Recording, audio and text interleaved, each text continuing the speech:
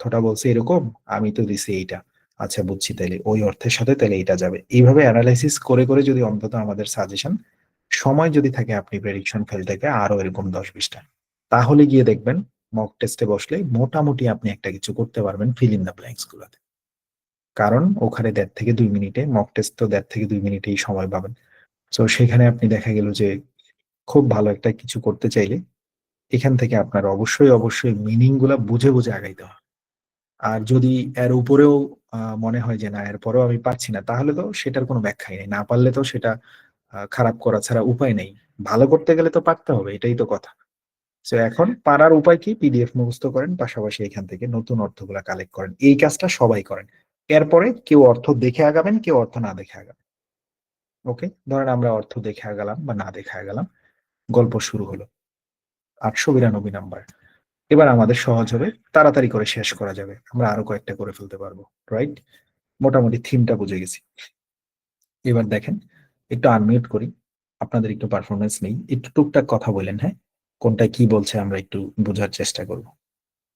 Unmute করলাম।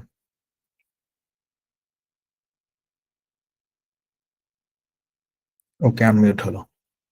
আচ্ছা, এবার আসেন এখানে পড়ি, আপনারা একটু টুকটাক চেষ্টা করবেন।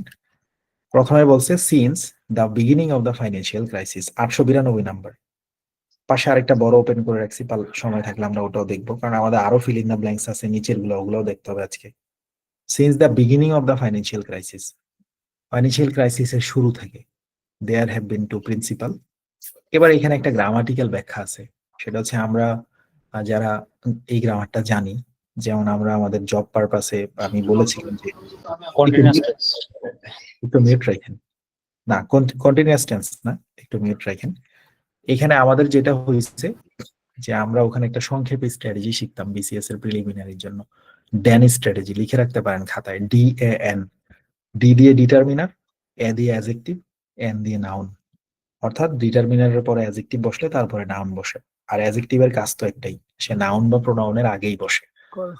তাহলে এটাও খাতায় লিখতে পারেন, অ্যাডজেক্টিভ একটাই কাজ করে, সে নাউন বা প্রোনাউনের আগে বসে নাউন বা প্রোনাউনকে মডিফাই করে আর কি। এখন অ্যাডজেক্টিভ কি জিনিস আবার ওইটা চিনতে হবে, তাহলে এটাও একটু লিখতে পারেন, যে সকল শব্দ দ্বারা নাউন বা প্রোনাউনের দোষ, গুণ, অবস্থা, সংখ্যা, পরিমাণ বোঝানো হয় তাকে বলে অ্যাডজেক্টিভ। এখন প্রিন্সিপাল শব্দের অর্থ প্রধান। এখন আপনারা যদি বলি এখানে প্রধান প্রধান বিষয় নিয়ে আলোচনা হচ্ছে, কি বিষয়? প্রধান প্রধান বিষয়। তার মানে এই বিষয়গুলো যে প্রধান বিষয়, প্রিন্সিপাল শব্দটা আসার কারণে এটা বুঝছি। তার মানে বিষয়গুলোর একটা অবস্থা বুঝিয়েছে, গুণ বুঝিয়েছে, একটা পরিস্থিতি বুঝিয়েছে প্রিন্সিপাল শব্দটা। তাহলে সূত্র ছিল কি, যে সকল শব্দ দ্বারা কোনো কিছুর দোষ, গুণ, অবস্থা, সংখ্যা, পরিমাণ বোঝানো হয় তারে বলে অ্যাডজেক্টিভ। তাহলে আমরা বুঝলাম এখানে প্রিন্সিপাল শব্দটার দ্বারা এইখানে যে জিনিসটা বসবে তার অবস্থা বুঝিয়েছে, দোষ, গুণ, অবস্থা, সংখ্যা, পরিমাণ। তাহলে প্রিন্সিপাল শব্দটা অ্যাডজেক্টিভ। আর আজকে জানলেন, আগেও জানতেন, অ্যাডজেক্টিভের কাজ একটাই, সে ইংরেজিতে তৈরি হয়েছে নাউন বা প্রোনাউনের পূর্বে বসে নাউন বা প্রোনাউনের অবস্থা, দোষ, গুণ ইত্যাদি প্রকাশ করবে। তাহলে বুঝছেন এর এটা অ্যাডজেক্টিভ। যখনই দেখবেন অ্যাডজেক্টিভ আসছে তখনই মাথায় ঢুকবে এরপর একটা নাউন বা প্রোনাউন আসবে। গ্রামারটা হচ্ছে এইটা। আর আগে আছে টু, টু মানে একটা সংখ্যা। ডিটারমিনার শব্দের অর্থ কি? নির্দেশক। তাহলে লিখতে পারেন ডিটারমিনার। ডিটারমিনার আরেকটা চ্যাপ্টার, অনেকগুলা চ্যাপ্টার নিয়ে কথা হলো। ডিটারমিনার মানে নির্দেশক, সংক্ষেপে লিখে ফেলেন যে সকল শব্দ দ্বারা কোনো কিছুকে নির্দিষ্ট করা হয় বা নির্দেশ করে, যেমন এখানে বলছে টু প্রিন্সিপাল কিছু একটা, দুইটা, কয়টা? দুইটা।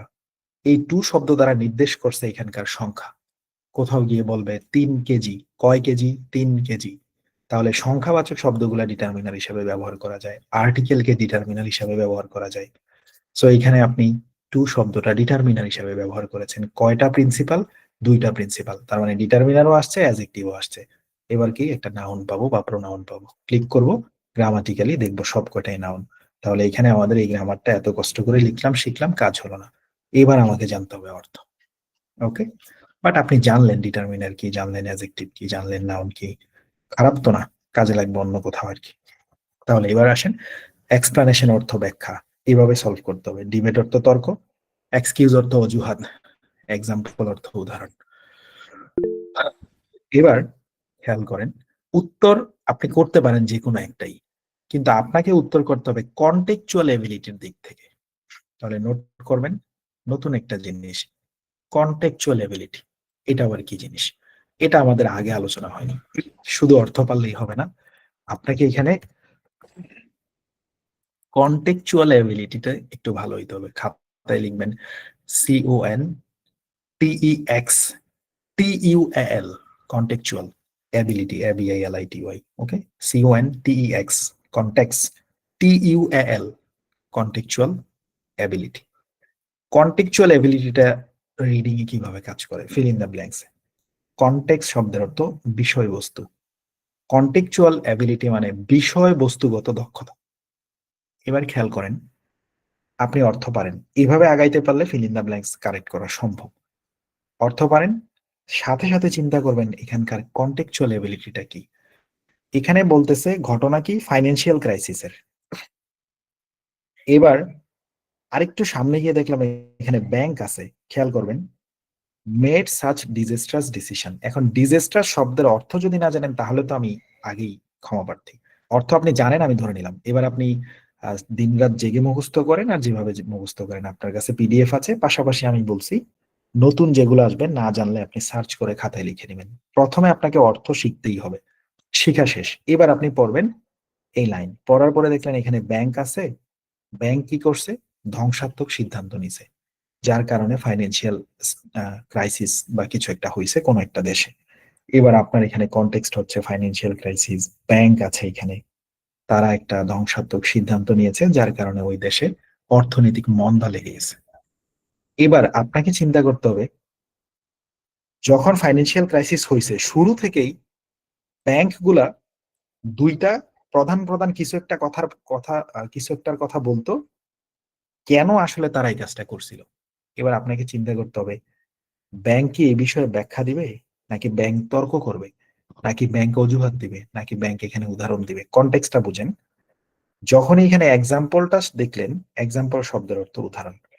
এবার আপনি দেখতেছেন এই সেন্টেন্সে তো কোনো উদাহরণ টুদাহরণ কিছু দেয়নি, মানে কোনো কিছুর উদাহরণ দিলে বলতো না যে এখানে একটা উদাহরণ হচ্ছে এটা এটা। তারা বলছে ফাইন্যান্সিয়াল ক্রাইসিসের শুরু থেকেই ব্যাংক গুলা হচ্ছে গিয়ে আপনার দুইটা কিছু দেখায়, দুইটা কিছুর কথা বলছে যার কারণে তারা এই কাজটা করছে। এবার আপনি প্রথম কাজ কি করবেন? কিছু জিনিস বাদ দিয়ে দিতে পারেন, যেটাকে আমরা এলিমিনেটিং স্ট্র্যাটেজি বলি। অর্থাৎ চারটা থেকে আপনি দুইটা বাদ দিয়ে দিতে পারেন। কন্টেক্সচুয়াল এবিলিটি দ্বারা বাদ দিতে হয়। কিভাবে সেটা? প্রথমে দেখলেন এখানে এক্সাম্পল আছে, কোথাও তো কোনো উদাহরণের কথা বললো না, তার এটার ধারে পাশে যাওয়ার দরকার নেই, বাদ দেন। এবার এক্সকিউজ আর ডিবেটকে বাদ দিবেন নাকি? দেখেন তো, ডিবেট অর্থ তর্ক, এক্সকিউজ অর্থ অজুহাত, এক্সপ্লানেশন অর্থ ব্যাখ্যা। এবার আপনি চিন্তা করবেন, এইখানে গল্প হচ্ছে ব্যাংকের, তাইলে তিনটাই তো নাউন, গ্রামার বাদ। এবার ব্যাংক কি করবে? ব্যাংক কি তর্ক করবে? অফিসিয়ালি ব্যাংক কি কোনো কিছু নিয়ে আপনার কাছে, একটা দেশের একটা ব্যাংকের সিদ্ধান্তের কারণে কিছু একটা ঘটছে, সেখানে তারা আবার উল্টা তর্ক করবে? সেখানে তারা কোনো অজুহাত দেখাবে, নাকি সেখানে তারা এই বিষয়ে ফর্মালি ব্যাখ্যা প্রদান করবে? কনটেক্সটটা এইভাবে বের করতে হয়। এটাকে বলে কন্টেক্সচুয়াল এবিলিটি। এটা প্রত্যেক লাইনে লাইনে আপনি অ্যাপ্লাই করতে হবে, আদারওয়াইজ আপনার কাছে সব কয়টারে উত্তর কারেক্ট মনে হবে। চিন্তা করতে হবে কি, এখানে ব্যাংক আছে, এখানে ফাইন্যান্সিয়াল ক্রাইসিস আছে। যদি এখানে, এবার বলেন তো, কন্টেক্সচুয়াল এবিলিটিতে একটা ব্যাংক একটা ফর্মাল অর্গানাইজেশন, ব্যাংক কি করবে? একটা ঘটনা তারা ঘটাইছে, এখন কি ব্যাংক উল্টা আবার তর্ক করবে, নাকি তারা এটার অজুহাত দিবে, নাকি তারা এটা সুন্দর করে আপনার কাছে ব্যাখ্যা প্রদান করবে? মানে কন্টেক্সচুয়ালি কোনটা মনে হয়? ব্যাংক ব্যাখ্যা করবে, ব্যাখ্যা করতে পারে। এবার যদি আপনি কাছাকাছিও হ্যাঁ, যদি আপনি কাছাকাছিও যেতে পারেন, আপনি ওটাই উত্তর দিবেন। এবার একজন বলছে এক্সপ্লেনেশন। এবার যদি এখানে গল্প থাকতো যে একটা দেশে চুরি হয়েছে, একদল ডাকাত ধরা পড়ছে, এবং তারা পরবর্তীতে ওই চুরির পিছনে দুইটা কিছু একটা দিচ্ছে, তখন উত্তর আপনি কোনটা দিতেন? কনটেক্সট কি? ডাকাত। কনটেক্সট কিন্তু ডাকাত, বুঝিয়েন। অর্থাৎ আশা করি এবার পার্থক্যটা বুঝছেন। কন্টেক্সচুয়াল এবিলিটিটা এখানে রাখবে, শুধু অর্থ দিয়ে কাজ হবে না। অর্থাৎ অর্থ প্রথমে লাগবে, তারপরে কন্টেক্সচুয়াল এবিলিটি দিলাম আমরা এক্সপ্লেনেশন। যদি ডাকাতের গল্প হইতো, ডাকাতের নেচার যাবে তর্কের সাথে, তখন কন্টেক্সচুয়ালি আমরা ডিবেট দিতে পারি, অথবা আমাদের ওখানে অন্য কোনো গল্প আসলে অন্য কোনো অ্যান্সার দিতে পারি।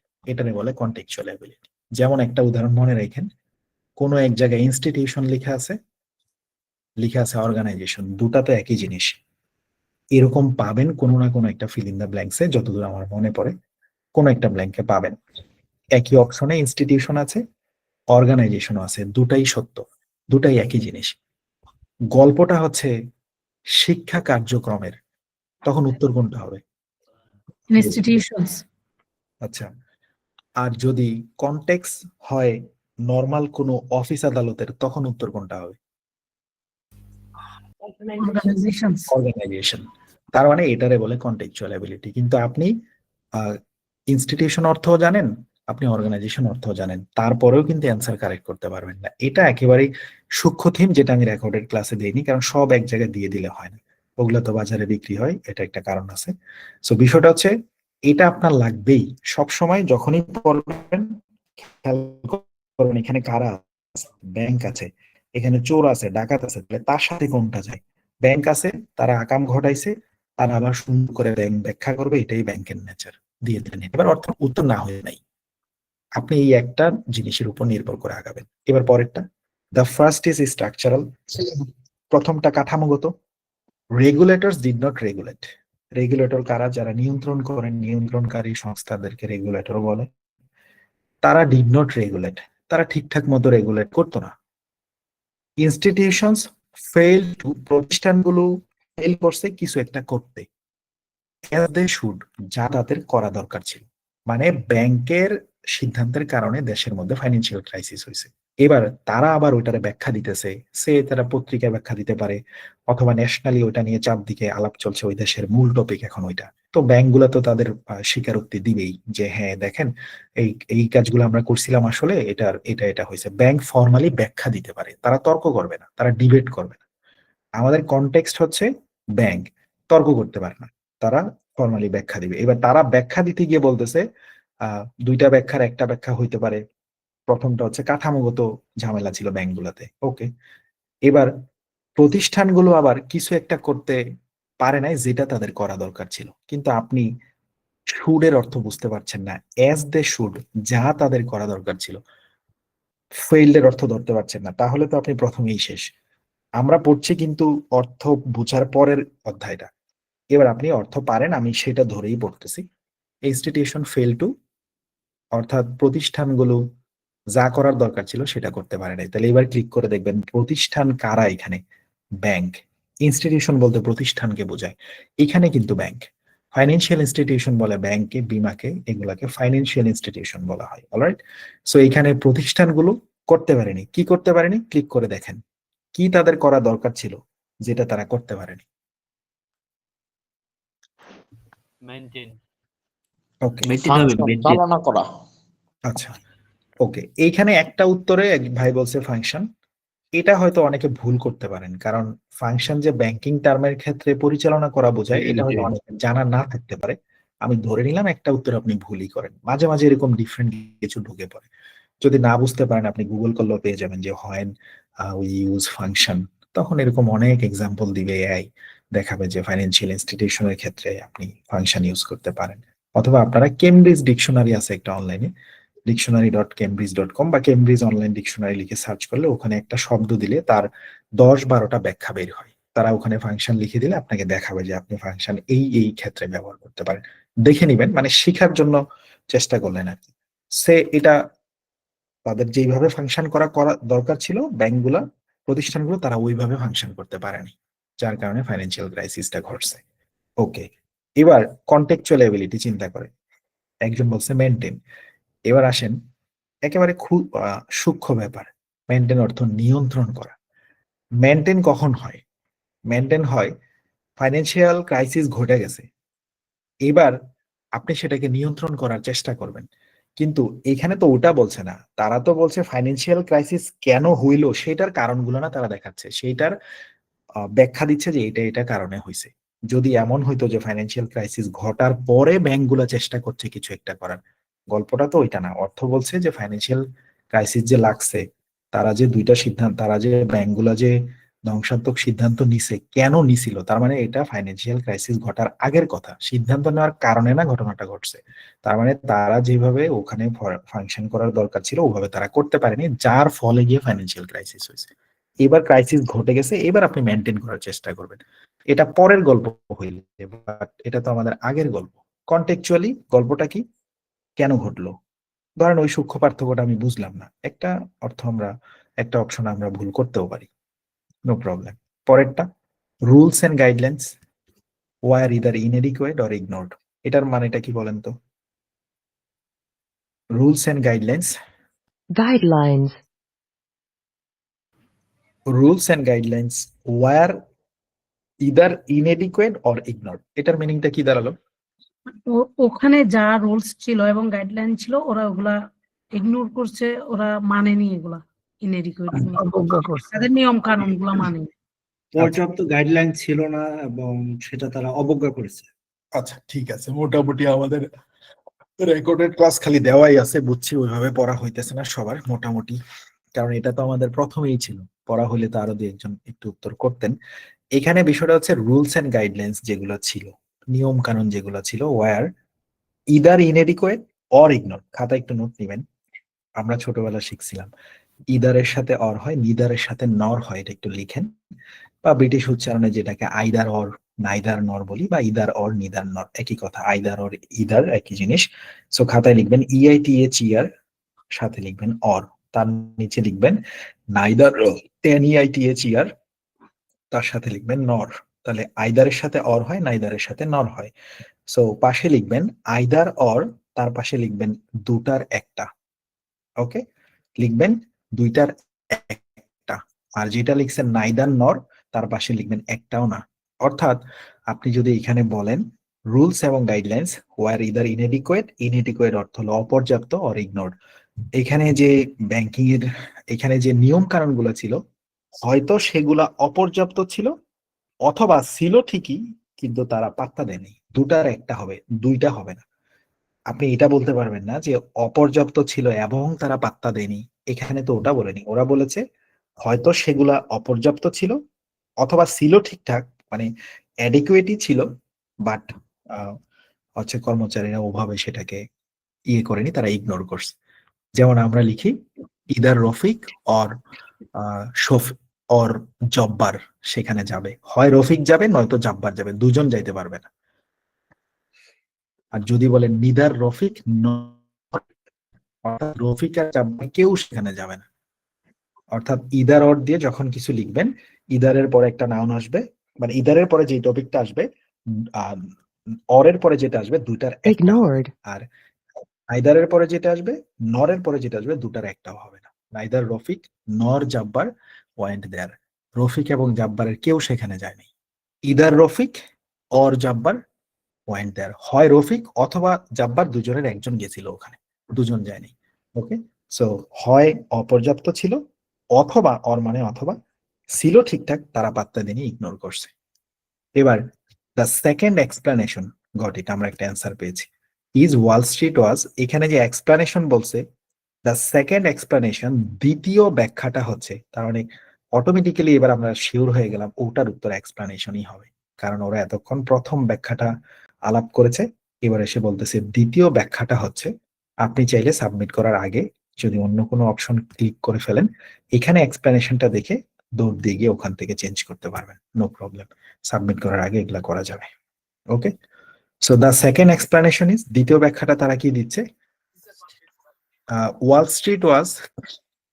স্ট্রিট কি আবার, আচ্ছা ওয়াল স্ট্রিট নামে কোনো একটা প্রতিষ্ঠান বা কিছু একটা হবে, ধরেন এটা কোন একটা অফিস হতে পারে, যে ওয়াল স্ট্রিট ছিল কিছু একটা, that the traders and investors did not know enough। কি বললো এটা বলেন তো?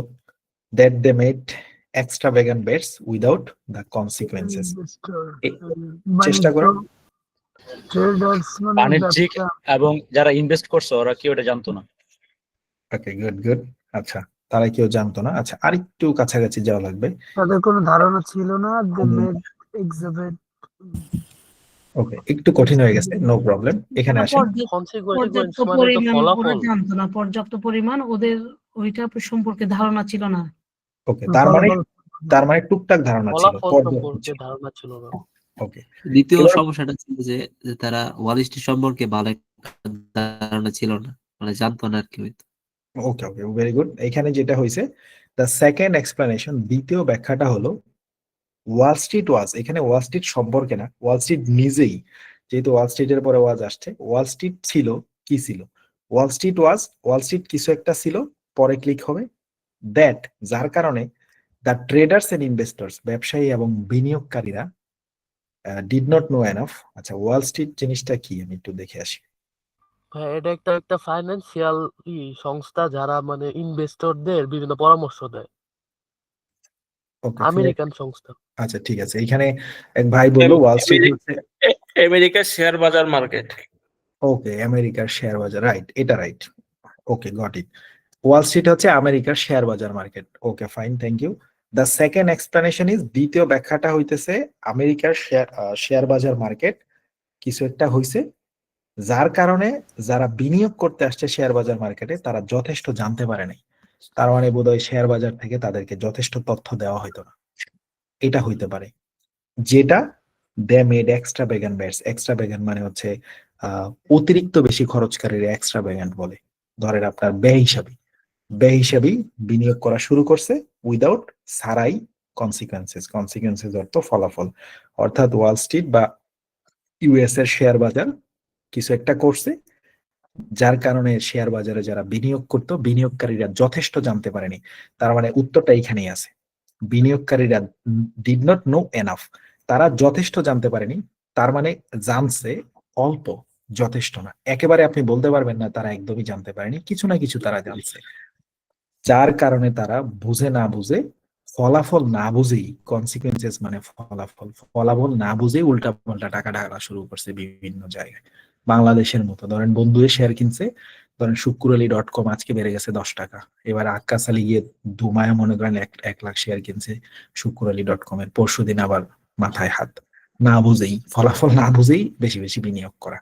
এবার এখানে ক্লিক করেন, অর্থের সাথে কনটেক্সট চিন্তা করেন, অর্থ আপনি পারেন, গেল। এবার আপনি কনটেক্সট ভাবেন, কনটেক্সট কি বুঝেন, শেয়ার বাজার, হ্যাঁ কনটেক্সট কিন্তু শেয়ার বাজার। যদি এখানে স্কুল কলেজ হইতো তাহলে উত্তর অন্যটা হইতো, বুঝিয়েন।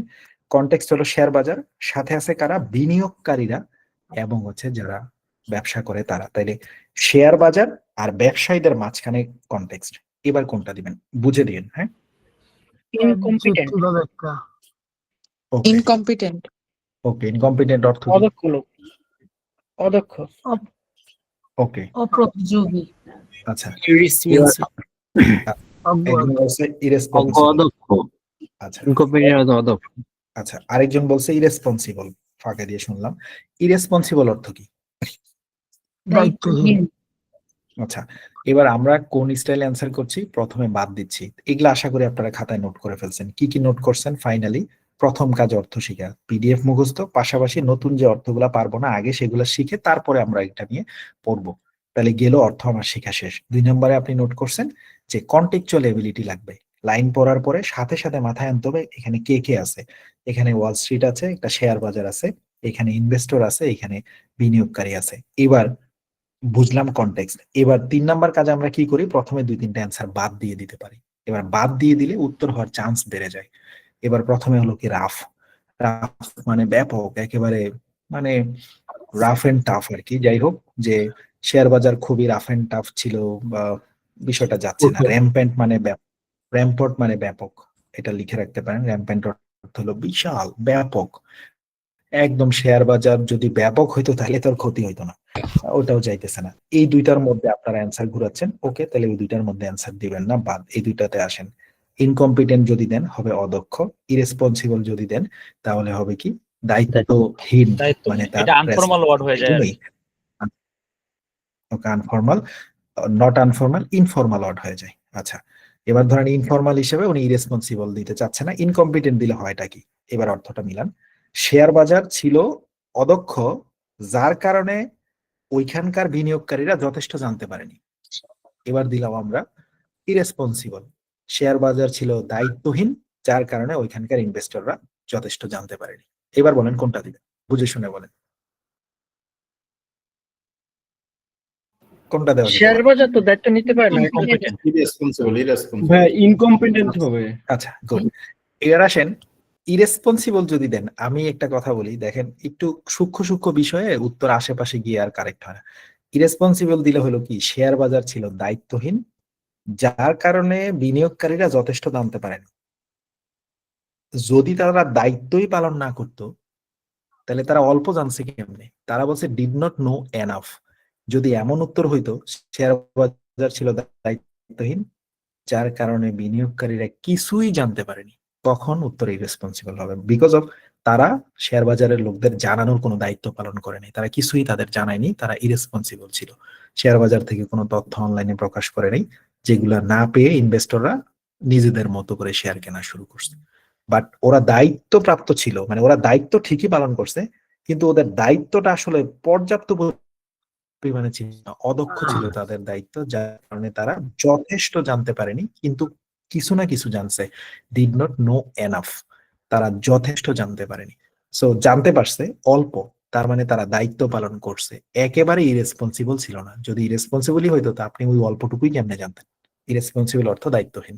তাদের দায়িত্ব ঠিকই পালন করছে, কিন্তু ওই দায়িত্বটা ঠিকঠাক মতো যোগ্য হয় নাই, যার কারণে তারা যথেষ্ট জানেনি, টুকটাক জেনে বুঝেই ইনভেস্ট করা শুরু করছে।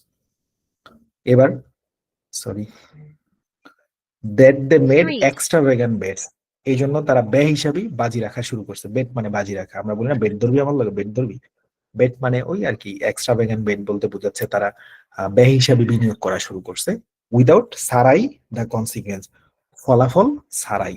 এবার এখানে কি হইতে পারে? ফলাফল কি করা ছাড়াই? কাউন্টিং আন্ডারস্ট্যান্ডিং আচ্ছা, এবার একটু খেয়াল করেন, এক ভাই বলছে কাউন্টিং, এক ভাই বলছে আন্ডারস্ট্যান্ডিং। এবার আসেন, যেহেতু উত্তর দুইটা আসছে, কাউন্টিং এ আমরা ব্যাখ্যা করি। কাউন্টিং অর্থটা কি? গণনা করা, বুঝবেন। আন্ডারস্ট্যান্ডিং অর্থ বোঝা। খেয়াল করেন কনটেক্সট কি। আমি বলছি যে কনটেক্সচুয়াল এবিলিটির 2 নম্বর প্রায়োরিটি, অর্থের পরে। কনটেক্সট হচ্ছে আপনি উল্টাপাল্টা বিনিয়োগ করতেছেন, সাথে আছে ফলাফল। এবার আপনি বিনিয়োগ করার সময় ফলাফল টের পাবেন না তো। সো যখন আপনি এক্সট্রাভ্যাগান্ট বেট লাগতেছেন, মানে যখনই আপনি টাকা ঢালা শুরু করছেন, ব্যয় হিসাবে টাকা ঢালতেছেন, তখন আপনি ফলাফল বুঝবেন কেমনে? আপনি যদি ফলাফল তখন হাতে পেয়ে যান, তখন না ফলাফল গুনবেন। ফলাফল তার আপনি আগেই গুনতে পারবেন না। আপনি যেটা করতে পারবেন, ফলাফলকে না বুঝে বিনিয়োগ করতে পারবেন। ফলাফল গুনে তো আর বিনিয়োগ হবে না। আপনি যদি আগেই বুঝতে পারতেন ফলাফল এটা, আগেই যদি মানে রেজাল্ট গুনে ফেলতে পারেন, তাহলে তো আপনি জীবনেও এখানে ইনভেস্ট করবেন। তো শেয়ার বাজারে তো আপনি ফলাফল আগে বুঝতে পারবেন না। আপনি আজকে ইনভেস্ট করবেন, পরে না বুঝবেন এটা বাড়বে নাকি কমবে। কারেক্টিং, ভ্যালুইং, ফলাফল ভুল হলে সেটা কারেক্ট করা। আপনি যেহেতু এখানে ফলাফলের কথা আছে, কখন? যখন বিনিয়োগ করা শেষ, ফলাফল চলে আসছে, ভুল হয়েছে, তখন না মানুষ কারেক্ট করবে। কিন্তু এইখানে তো বলতেছে তারা বিনিয়োগ করা শুরু করছে ফলাফল না বুঝেই। সো আন্ডারস্ট্যান্ডিংটা বাকিটার তুলনায় বেশি যাবে। ভ্যালুইং মানেও মূল্যায়ন করা। আপনি ফলাফল কেমনে মূল্যায়ন করবেন? কাউন্টিং আর ভ্যালুইং দুটো একই জিনিস। সো এটাও একটা নোট নিবেন খাতায়। অনেক সময় দেখবেন একই রকম 2টা-3টা থাকে, ওগুলা সব বাদ দিয়ে দিন। আমরা এরকম একটা চ্যাপ্টার পড়াবো আগামী ক্লাসে, যেখানে আমরা দেখাবো যে সিমিলার গুলা বাদ দিবেন সবার আগে। বিষয়টা এমন টাইপের, কোন একটা উত্তরে ধরেন এখানে পুত্র লেখা আছে, এটাতে ছেলে লেখা আছে, এটাতে বাবা লেখা আছে, এটাতে মা লেখা আছে। বলেন তো উত্তর কোনটা হবে? এটাতে না, এখানে পুত্র, এটাতে লেখা আছে বাবা, এটাতে লেখা আছে ছেলে, এটাতে লেখা আছে মা। উত্তর কোনটা হইতে পারে? মা। বাবা বা মায়ের মধ্যে একটা। আপনি ওইটা বলবেন আর কি, যে বাবা বা মায়ের মধ্যে একটা উত্তর হবে। কারণ পুত্র আর ছেলে দুটাতে একই জিনিস, দুটাই বাদ যাবে। এরকম একটা চ্যাপ্টার করাবো আমরা আগামী ক্লাসে। সেখানে কিছু ট্রিক শেখাবো, যে সেন্টেন্স কানেক্টরের একটা চ্যাপ্টার বাদ আছে, ওটা রেকর্ডেড ক্লাসে নাই। তো ওটার সাথে আমরা শেখাবো হচ্ছে আপনার কিভাবে আপনি একসাথে 2টা উত্তর বাদ দিতে পারেন, অগ্রিম খাতায় লিখে রাখতে পারেন। একই রকম অর্থ যখন 2টা দিবে, দুটার কোনোটাই অ্যান্সার দিবেন না, দুটাই বাদ যাবে। সহজ উদাহরণ এইভাবে খাতায় লিখবেন, কোথাও যদি ছেলে লেখা থাকে, সাথে যদি পুত্র থাকে উত্তরে, আপনি আগেই ওই 2টা বাদ দিবেন, তাহলে সময় বাঁচাতে পারবেন। বাকি যে 2টা থাকবে, ওই 2টার ভিতরে অ্যান্সার চিন্তা করবেন, ওই 2টার ভিতরে কন্টেক্সচুয়াল এবিলিটি ভাববেন। ওকে, মোটামুটি একটু টাইম সেভ করার জন্য। কাউন্টিং আর ভ্যালুইং একই জিনিস। কাউন্ট মানে মূল্যায়ন করা বা গণনা করা, ভ্যালু মানেও মূল্যায়ন করা। সো আপনার ফলাফল তো আপনার পরে আসবে, ওটাকে আপনি আগে কাউন্ট করবেন কেমনে। বাকি তিনটা এক জাতের, যে ওই তিনটা ফল আসার পরে, আর এটা হলো আপনার রেজাল্টের আগেই আপনি বুঝতে না পেরেই নিয়োগ করা শুরু করছেন। ফলাফল আমি টেরই পাইনি, অর্থাৎ আপনি কিছু না বুঝে বিনিয়োগ করা শুরু করছেন, যার কাছে যা শুনছেন শেয়ার বাজারে তা কিনা শুরু করছেন। বিষয়টা এই টাইপের, ফাইন্যান্সিয়াল মার্কেটে উল্টাপাল্টা অস্থিরতা তৈরি হয়ে গেছে। তারপরে আপনার কাজ কি, এখানে অ্যান্সারে ক্লিক করে দেখবেন কয়টা অ্যান্সার হয়েছে। আচ্ছা সরি, এবার যদি দেখেন এখানে আপনার কোনো একটা অ্যান্সার হয়নি, এবার কাজ কি, এটাতে ছেড়ে যাবেন না, কি করবেন, আবার আপনি ট্রান্সলেশনে দেখবেন কোনটা হইল না, কেন হইল না, সেটার অর্থটা একটু বোঝার চেষ্টা করবেন। এইভাবে একটা শূন্যস্থানকে দীর্ঘক্ষণ সময় নিয়ে আগাবেন। সময় লাগুক, আপনি ডেলি 10টা করে করেন। আমাদের সাজেশনে 100টা আছে, আপনি 100টা 10 দিন বেশি হয়ে যায়, আপনি 20টা করে 5 দিনে করেন, হাতে তো আপনার টাইম আছে। একটা নেন, অর্থ না পারলে অর্থ আগে খাতায় লিখেন, অর্থটা মুখস্থ করেন, রিভাইজ দেন, এরপরে আস্তে আস্তে পড়েন। এরপরে আপনি কন্টেক্সচুয়াল এবিলিটি চিন্তা করেন, এই লাইনের কন্টেক্সটে কে কে আছে, এই লাইনে আছে ব্যাংক, এই লাইনে আছে এটা, ভাবেন তার সাথে কোনটা যায়। এখানে আছে ফলাফল, এখানে আছে বিনিয়োগকারীরা, ভাবেন তার সাথে কোনটা যায়। কন্টেক্সচুয়াল এবিলিটি, তারপরে একটা একটা করে ক্লিক করেন, অ্যান্সারে ক্লিক করে দেখেন কয়টা হয়েছে। যেটা হবে না সেটারে শিখবেন কেমনে, মুখস্থ করে না, ট্রান্সলেশনে ক্লিক করে অর্থটা দেখবেন, কেন এটা হইল না, ওই অর্থটা কি বলে, আচ্ছা ওকে, আমার উত্তরটা ছিল ওই অর্থের সাথে মিললো না, ওইটা ছিল ওই অর্থের সাথে মিলে, ওকে।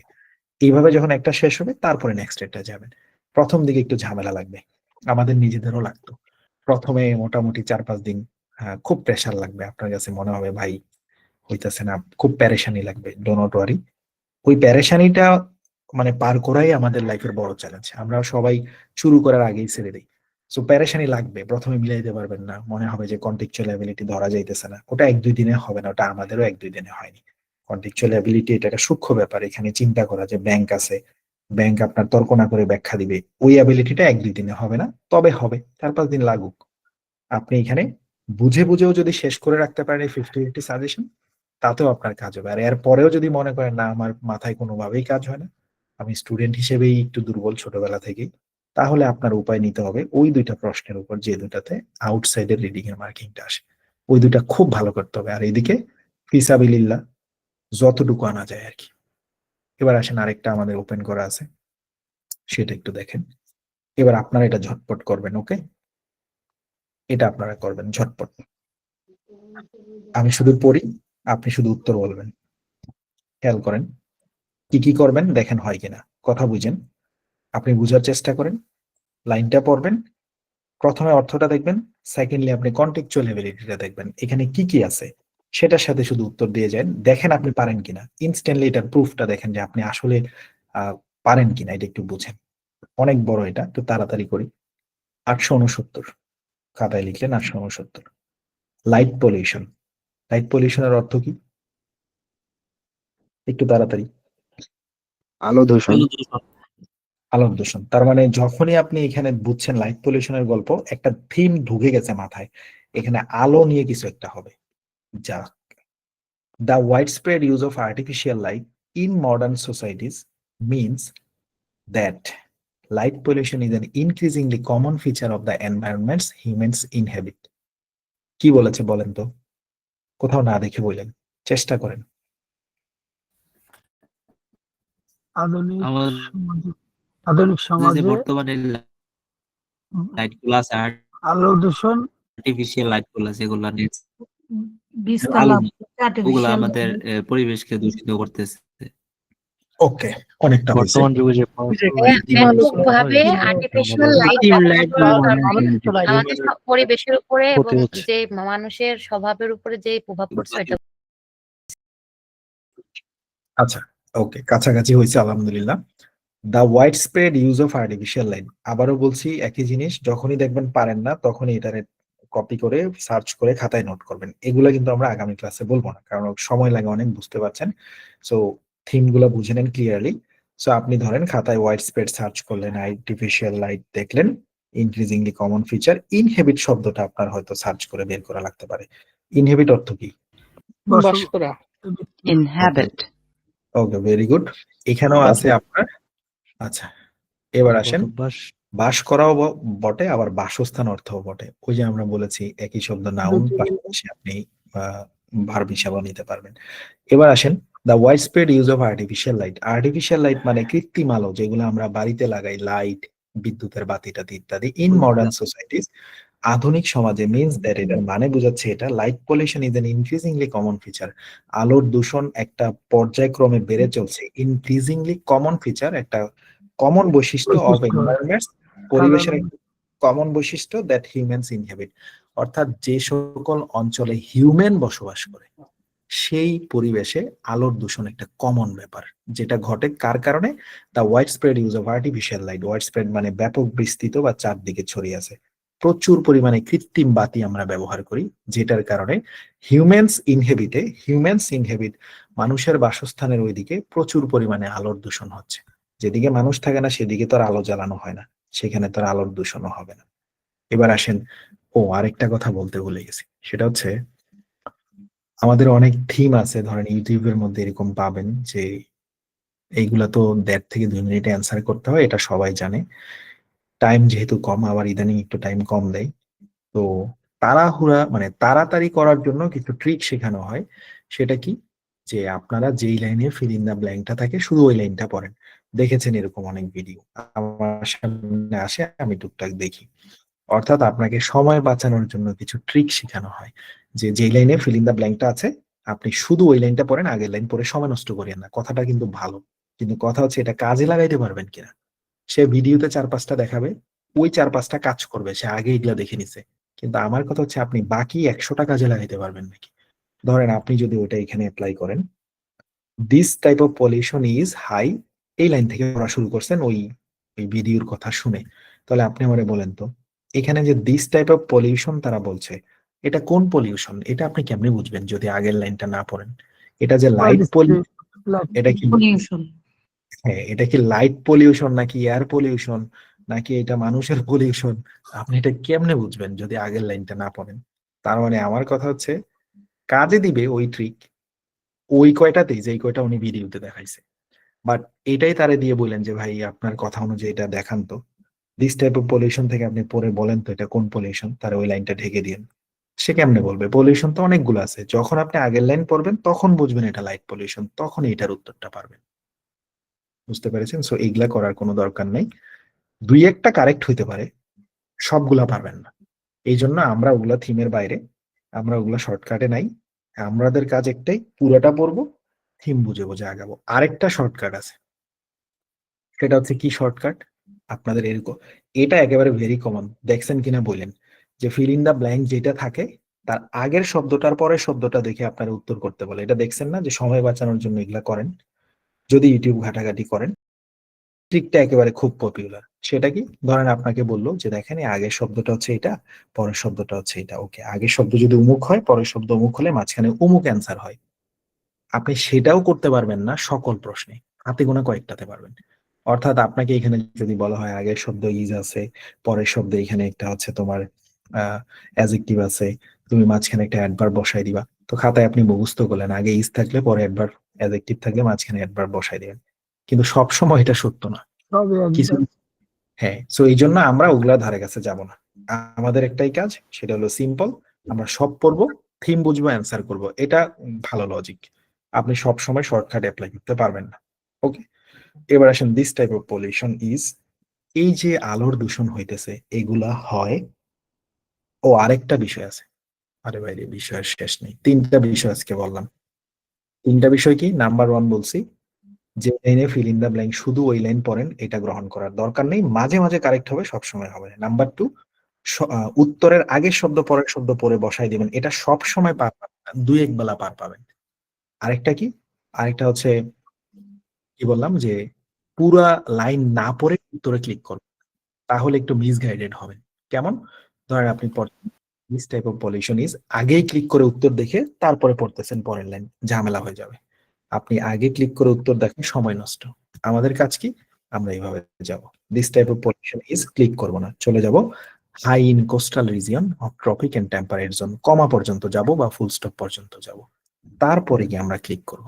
এখানে একটা জিনিস তৈরি হয়, সেটা হচ্ছে যখন আপনি ফিল ইন দা ব্ল্যাঙ্কের উপরে ক্লিক না করেন, তাড়াহুড়ো হয়ে গেলে বলবেন, আজকে বোধহয় আমি তাড়াহুড়োই করতেছি, অনেক আলাপ এই জন্য আর কি, কলম এখনো ধরতেই পারিনি। So this type of pollution is, চলে যাবেন পরের বাকিটা পুরোটা পড়বেন।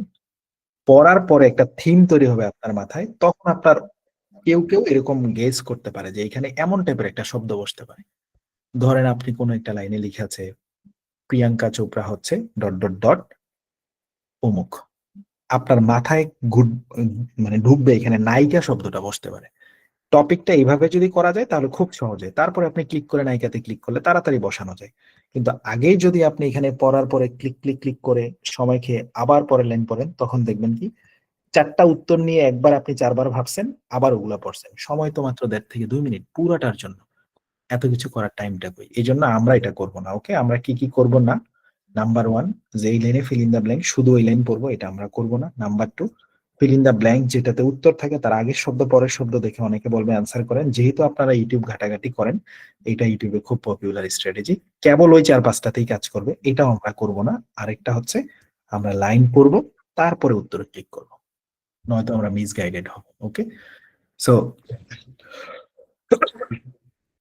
This type of pollution is, এই ধরনের দূষণ হচ্ছে হাই, হাই মানে উচ্চ, মানে বেশি, in coastal region of tropic and temperate zone. কি বলছে বলেন তো?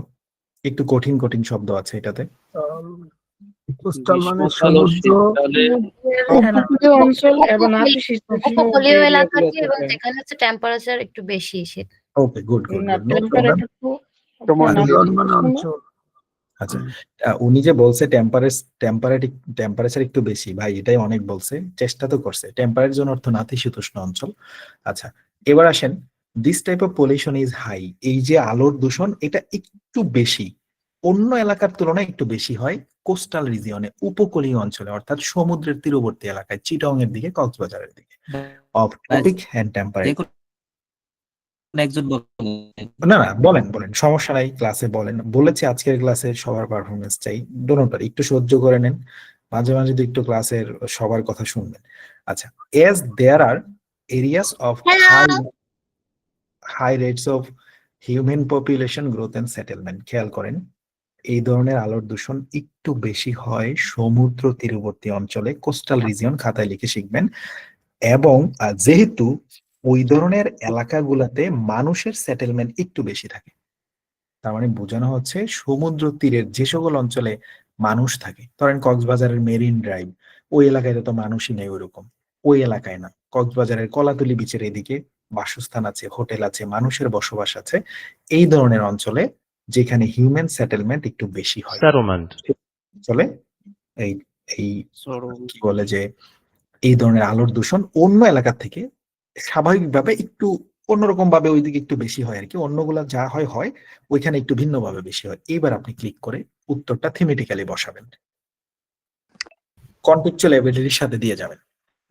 এক্সেপশনালি গ্রামার চিন্তা করে লাভ নাই, বিকজ অফ এখানে সবকটাই অ্যাডভার্ব। আরেকটা জিনিস চিন্তা করেন, কেউ আমাকে বলবেন যে এখানে আমি 2টা বাদ দিতে পারবো, পুত্র আর ছেলে আছে এখানে, বলেন তো কোন 2টা? ওই 2টা অ্যাবসলিউটলি আর completely. Very good, absolutely completely দুটো একই জিনিস। অ্যাবসলিউটলি মানে সম্পূর্ণরূপে, কমপ্লিটলি মানেও সম্পূর্ণরূপে, পুরোপুরি। তার মানে আমাদের এখানে এই 2টা বাদ দিবেন। এবার উত্তর খুঁজবেন এক্সেপশনালি আর বাকি যেটা থাকে। মানে আপনি 50 ব্যতিক্রমী ভাবে বাড়ে তো ভাই, এটা এক্সেপশনালি হবে। ওকে, মানে আমরা বলতেছি আপনি যদি 2টা উত্তর বাদ দিয়ে ফেলতে পারেন, আপনার অ্যান্সার কারেক্ট হওয়ার চান্স 50% বেড়ে যায়। আচ্ছা, এক ভাই একটু ফোনে কথা বলছেন, একটু মিট করে ফেলুন। আচ্ছা, এবার আসেন, বলছেন এক্সেপশনালি দিয়ে গেলাম, না হলে পরে ব্যাখ্যা আসবো, আগালাম। Light pollution is a threat for many species that inhabit this locations. কি বললো বলেন তো? আলো দূষণ হইলো ঝুঁকিপূর্ণ আলো হয়। বিভিন্ন প্রজাতির জন্য এটা আলো দূষণটা হচ্ছে বিভিন্ন প্রজাতির জন্য হুমকি স্বরূপ, লাইট যারা এখানে বসবাস করে। হয়, যারা বিভিন্ন জাতি বিভিন্ন এলাকায় বসবাস করে। বিভিন্ন কীট পতঙ্গ বা কোনো যে ওকে অঙ্গপতঙ্গ আছে ওদের জন্য এটা ইয়ার অবস্থানযোগ্য আর কি। ওকে, গুড, অনেকটা হয়েছে। লাইট পলিউশন, আলোর দূষণ ইজ এ থ্রেট, হয় একটা হুমকি কি ফর মেনি স্পিসিস, অনেক প্রজাতির জন্য, that inhabit this location, inhabit মানে বসবাস করা, এবারে এখানে ভার্ব হয়েছে দিস লোকেশনস, এই ধরনের অঞ্চলে যে অনেকগুলা প্রজাতি বসবাস করে তাদের জন্য আলোর দূষণ অনেক সময় হুমকি হয়ে দাঁড়ায়। পার্টিকুলারলি অর্থ বিশেষ করে দোজ, তাদের জন্য, হোজ যাদের ইকোলজি বাস্তু সংস্থান অর বিহেভিয়ার যাদের আচার আচরণ ডিপেন্ডস নির্ভর করে, চলে যাবেন পরে, on natural cycles of light and dark, নির্ভর করে কিসের উপরে? Natural cycles of light and dark. খেয়াল করেন একটু কঠিন টার্ম দিছে এখানে। বিশেষ করে যে সকল প্রাণী এই এলাকায় বসবাস করে এবং তাদের জীবন যদি natural cycle of light and ডার্কের উপর নির্ভর করে। বলেন তো লাইটের ন্যাচারাল সোর্স কোনটা? সূর্য। সূর্য। সূর্য। আচ্ছা, তারপর এখানে চাঁদ। বলতেছি, হ্যাঁ চাঁদ না, সূর্যই। চাঁদের নিজস্ব কোনো আলো নাই। যাই হোক, এটা নিয়ে ঝগড়া লাগতাম ছোটবেলা দাদুর সাথে, পরে দাদু মারা যাওয়ার পরে এটা শিখছি বই থেকে আর কি। ছোটবেলা বিশ্বাস করিনি, বিশ্বাস যে করে নাই ওটার মানেই বড় হইলে ভালো স্টুডেন্ট হবো, এটা আমার দাদা বলছিল। তুই যে বিশ্বাস করস না যে আর চাঁদে কিভাবে আলো নাই, মানে আমি আসলে এটা মানতে চাইনি, ঝগড়া করছিলাম। তো দাদা বলছিল তুই বড় হইলে ভালো কিছু করবি, তুই এটা মানে আমি যে বলছি তুই এটা মানিস না। পরে শিখছি আর কি যে সূর্য থেকে চাঁদের আলো পাই। Anyways, natural cycles of light and dark, যাদের জীবন নির্ভর করে সূর্যের আলো অন্ধকারের উপর। খেয়াল করেন ন্যাচারাল সাইকেল, অর্থাৎ সন্ধ্যা হলে, হ্যাঁ, পরিধি চক্র হ্যাঁ, সন্ধ্যা হলে অন্ধকার হয়, সকাল হলে ফর্সা হয়। আলো আছে। এই জিনিসটার উপর যাদের জীবন নির্ভর করে তাদের জন্য সমুদ্র তীরের আর্টিফিশিয়াল লাইট খুব ক্ষতিকর। আরেকটু সামনে গেলে আমরা বুঝতে পারবো। এবার ক্লিক করে আপনি ওকে অ্যাডভার্বিয়াল ফ্রেজ, ওকে কোনটা দিবেন? একটু কঠিন হয়ে গেল, দেন বুঝেন আর না বুঝেন দেন, এটা একটু ডিফারেন্ট আর কি। In some ways, in some way, in some way সেকেন্ডটা হবে। Okay, in In some some way, way, কেউ কেউ ইন সাম ওয়েজ, বেশিরভাগ মানুষ বলছে ইন সাম ওয়েজ, দিলাম ইন সাম ওয়েজ, চলে গেলাম, না হলে পরে ব্যাখ্যা করবো। Okay, artificial light is known to have detrimental effects. Detrimental আমরা রচনায় পড়ছি, বলেন তো এটা দ্বারা কি বুঝাইছে? খুবই খারাপ। ক্ষতিকারক। ওকে, artificial light is known to have detrimental effects on the ecology of sea turtles. কি বললো? সমুদ্রের যে কচ্ছপ আছে তাদের জন্য আর্টিফিশিয়াল লাইটটা খুবই খারাপ। ওকে, ভেরি গুড। কৃত্রিম বাতি সমুদ্র তীরের কচ্ছপদের লাইফে খুব খারাপ জিনিস হিসেবে পরিচিত। অর্থাৎ আর্টিফিশিয়াল লাইট ইজ নোন, তাদেরকে জানা হয় টু হ্যাভ ডেট্রিমেন্টাল ইফেক্টস, আছে ক্ষতিকর প্রভাব, on the ecology of sea turtle, অর্থাৎ সমুদ্র তীরে যে সকল কচ্ছপ বসবাস করে তাদের লাইফের উপরে কৃত্রিম বাতির একটা খারাপ প্রভাব আছে। হতে পারে সমুদ্র তীরে রেস্টুরেন্ট গুলা যে লাইট গুলা জ্বালায় রাখে, এগুলা বোধহয় কচ্ছপদের কোনো ক্ষতি টতি করে। পার্টিকুলারলি বিশেষ করে at the হ্যাচলিং stage.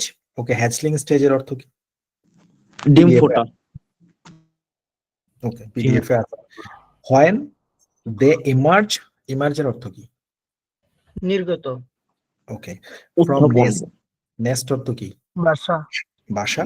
On natal beaches and head towards the sea. খেয়াল করেন বিশেষ করে হ্যাচলিং, আপনারা জেনেছেন বিভিন্ন জায়গায় রাস্তার মধ্যে দেখবেন লেখা থাকে শুক্রালি মুরগির ফার্ম এন্ড হ্যাচারি লিমিটেড, লেখা থাকে হ্যাচারি, যেখানে বাচ্চা ফুটে ডিমের বাচ্চা, মুরগির বাচ্চা বের করা হয়, পাশাপাশি মুরগিও বিক্রি করা হয়। তাহলে শুক্রালি পোল্ট্রি এন্ড হ্যাচারি, অর্থাৎ শুধু পোল্ট্রি হলে মুরগি কিনে না বেচে, আর হ্যাচারি হলে ওখানে ওরা ডিম ফুটায় বাচ্চা বের করে ওখানে বড় করে মুরগি বেচে। অর্থাৎ হ্যাচলিং স্টেজ মানে যে সময় বাচ্চা ফুটে। When they emerge from nest, emerge মানে নির্গত হওয়া বা বের হয়ে আসা, নোট করে শিখবেন। ফ্রম নেস্ট বাসা থেকে, on natal beaches, natal beach হচ্ছে যে সকল বিচে কচ্ছপ থাকে ওই সকল বিচকে নাটাল বিচ বলে। And head towards the sea, এবং মাথা, টুয়ার্ড মানে দিকে, সি মানে সাগর। বুঝেন, একটু কঠিন টার্ম। আর্টিফিশিয়াল লাইটের সমুদ্র তীরের কচ্ছপদের উপর খারাপ প্রভাব ফেলে, বিশেষ করে যখন কচ্ছপের বাচ্চা ফুটে এবং তারা বাচ্চা ফুটার পরে যখন বাসা থেকে বের হয়ে সাগরের দিকে যায়। কচ্ছপের একটা ন্যাচারাল বৈশিষ্ট্য আছে, কচ্ছপ ফুটার পরে দৌড়ায় পানিতে নামে, দারুণ ব্যাপার। এটারে বলে ইনেট বিহেভিয়ার। এই যে ইনেট শব্দটা আছে, ইনেট শব্দের অর্থ কি বলেন তো? পিডিএফ এ আছে। সজাতীয়। সহজাত। তাহলে মানুষের একটা ইনেট বিহেভিয়ার বলেন তো, জন্মের পরে মানুষের একটা ইনেট বিহেভিয়ার আছে।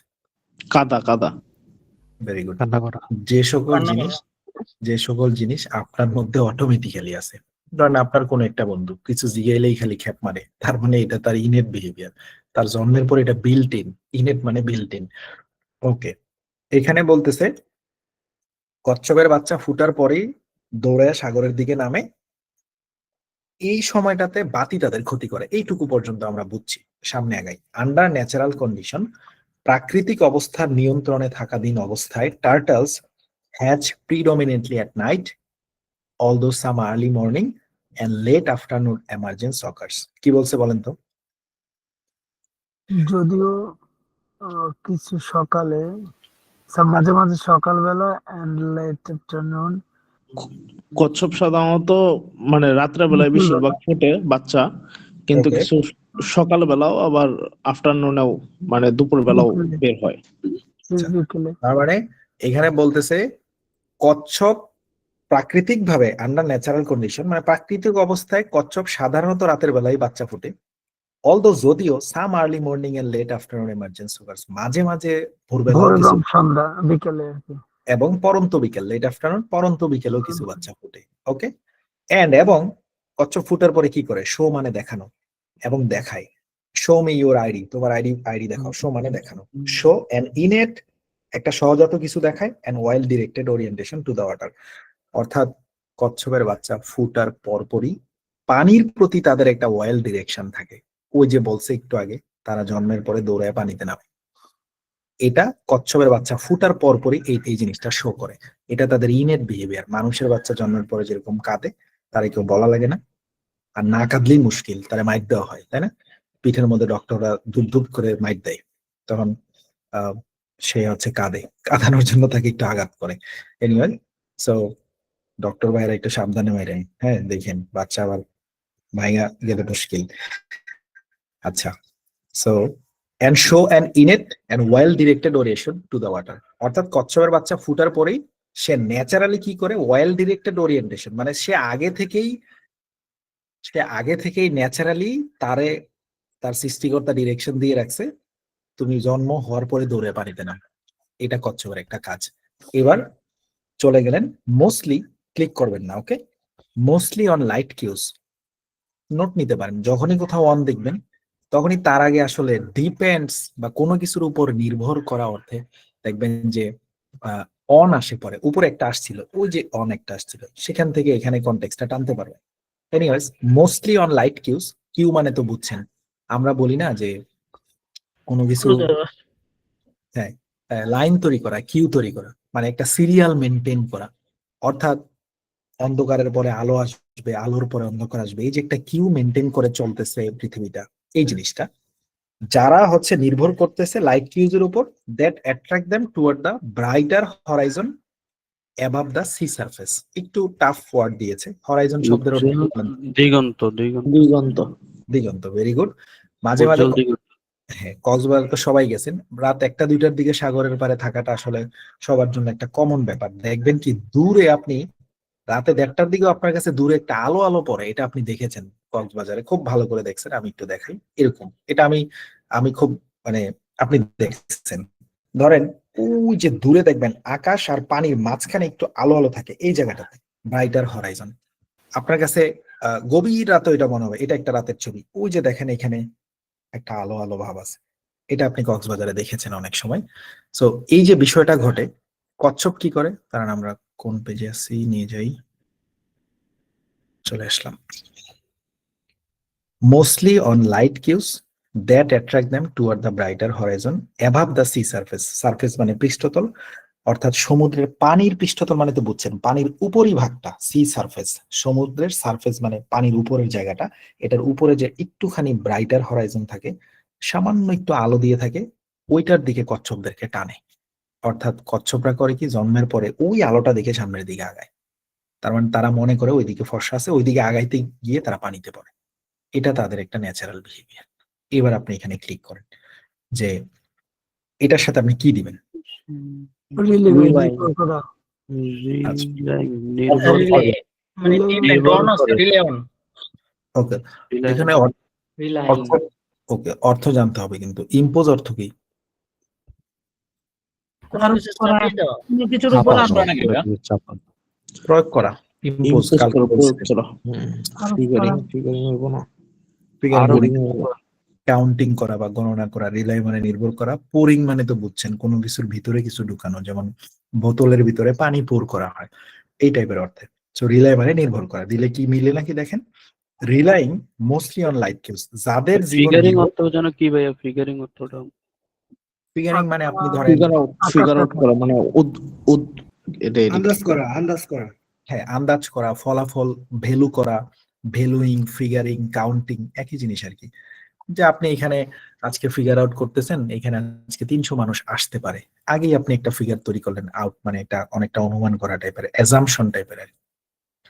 আচ্ছা, এবার আসেন এখানে রিলাইং দিলে কেমনটা হয়। Relying on mostly light cues that attract them, যাদের জীবন নির্ভর করতেছে, যে সকল কচ্ছপের বাচ্চা নির্ভর করে ওই লাইট কিউর উপর। ওই যে এখানে একটা লাইটের কিউ চলছে যেটা ব্রাইটার হরাইজনে থাকে, অর্থাৎ ওইটার উপর নির্ভর করে যে সকল কচ্ছপ বাচ্চা থেকে বের হয়ে যায় তাদের জন্য আর্টিফিশিয়াল লাইটিং। এবার আর্টিফিশিয়াল লাইটিং অন বিচেস, তারা একটু কৃত্রিম বাতি সাগরের বিচের মধ্যে কি হয়েছে, ইজ স্ট্রংলি অ্যাট্রাকটিভ, এগুলা খুবই কঠিনভাবে আকর্ষিত। টু হ্যাচলিংস, হ্যাচলিংস অর্থ এখানে কি বলছে বলেন তো? মানে নতুন বাচ্চা যে বের হইছে ডিম ফিটাসের ওইটা। রাইট, এখানে হ্যাচলিংস বলতে বাচ্চাগুলো বুঝিয়েছে। তার মানে আপনার এখানে artificial lighting on bitches is strongly attractive, অর্থাৎ বিচের মধ্যে যে আমরা লাইট লাগাই রাখি, রেস্টুরেন্টের হইতে পারে, রোড লাইট হইতে পারে, অথবা ল্যাম্প কোনো না কোনো, অথবা কোনো বাতি, এগুলা খুব বেশি ভাবে আকর্ষিত হয় কচ্ছপের বাচ্চাগুলোর দিকে। মানে এগুলা তারা দেখলে দৌড়ায় ওইদিকে যেতে থাকে। এন্ড ক্যান কজ, এবং এগুলা কারণ হয়ে দাঁড়াইতে পারে, ক্লিক করবেন না, অ্যাওয়ে ফ্রম, অ্যাওয়ে মানে দূরে নিয়ে যাওয়া। যেমন আপনারা সরানো। হ্যাঁ, ফুটবলে শুনে থাকেন যে হোম ম্যাচ নাকি অ্যাওয়ে ম্যাচ, মানে দূরে গিয়ে খেলে আসা, সেটারে বলে অ্যাওয়ে ম্যাচ। অন্যের জায়গায় গিয়ে, দূরে গিয়ে বা কোনো জায়গা থেকে সরে অন্য জায়গায় চলে যাওয়া, অ্যাওয়ে হয়ে যাওয়া। From the sea and interfere with their ability to Orient in a constant direction. Anyways, এত কঠিন জিনিস বোঝার দরকার নেই, খালি এইটুকু আপনার বুঝলেই হবে। এই লাইট গুলো বাচ্চাগুলারে করে কি, সরায় নিয়ে যায় সাগর থেকে, এবং ইন্টারফেয়ার করে, বিঘ্নতা তৈরি করে, Interfere. With their ability to Orient in a constant direction. অর্থাৎ কিসের সাথে ঝামেলা করে, বাচ্চারা যে জন্মের পরে বের হয়ে তাদেরকে যে একটা ফিক্সড ডিরেকশন ছিল পানির দিকে নামবে, এটারে ঝামেলা করে বিচের পারের লাইট গুলো। তার মানে হচ্ছে তারা করে কি, জন্ম হওয়ার পরে যখন বাইরে বের হয়, তারা যেটা করতো, ওই যে হরাইজনের দিকে যাইতো, তারা দেখে কি ডানে বামে বড় বড় লাইট জ্বলে আছে, তখন তারা ওই দিক না গিয়ে করে কি ওই লাইট গুলোর দিকে চলে যায়, কারণ এই লাইট গুলো বেশি আলো দেয়, তারা ভাবে এই দিকে যাইতে হবে। এবার আপনি এখানে কোনটা দিবেন? চুমকি আপুর এখান থেকে বেশি নয়েজ আসতেছে, ওকে, ক্যামেরাটা অফ করেন। চুমকি আপুর চেহারা দেখা যায়, ক্যামেরা অফ করেন। আচ্ছা, এবার কোনটা দেওয়া যাবে? Move, them to move, them to move হবে। চুমকি আপুরে them to move them to move হবে, বুঝা যাইতেছে। চুমকি আপু কই? ঘুরতেছে মনে হয়। ভাই ভিডিওটা মিট করে রাখেন তাহলে তো। না, আমি তো ওনারে ভাবতেই পারছি না, ক্লিক করার আগে আপনাদেরটা হয়ে যেতেছে। ওকে, এবার হয়েছে। ভাই আপু ঘুম এসে পড়েছে। চেহারা দেখালেন একটা কথা ছিল, দূর, ক্যামেরা অন করে রাখছে, দেখায় না। ওকে, আচ্ছা, এবার আসেন একটা বিষয়, কি বলেন, দ্যাম টু মুভ, আর কিছু? ভাই এটা মনে হয় পজিটিভ ভার্ব। ওকে, এখানে গ্রামাটিক্যালি মুভ তো হবে না ভাইয়া, তাহলে তো ভাই দ্যামই ইটো হবে না, হুইচও হবে না, দ্যাটও হবে না। দ্যাটও হবে না, দ্যামই হওয়ার কথা। আচ্ছা, আমাদের প্রথম বাদ দেওয়া, প্রথম কাজ বাদ দেওয়া। ইট টু মুভ কেমনে হয়? ইট মানে তো ইহা, আর এখানে তো অনেকগুলো বাচ্চা। ইট তো সিঙ্গুলার শব্দ, খাতায় লিখে রাখেন। ইট শব্দের অর্থ ইহা, পাশে লিখবেন সিঙ্গুলার। ইট সবসময় একটা সিঙ্গেল জিনিসকে বোঝায়।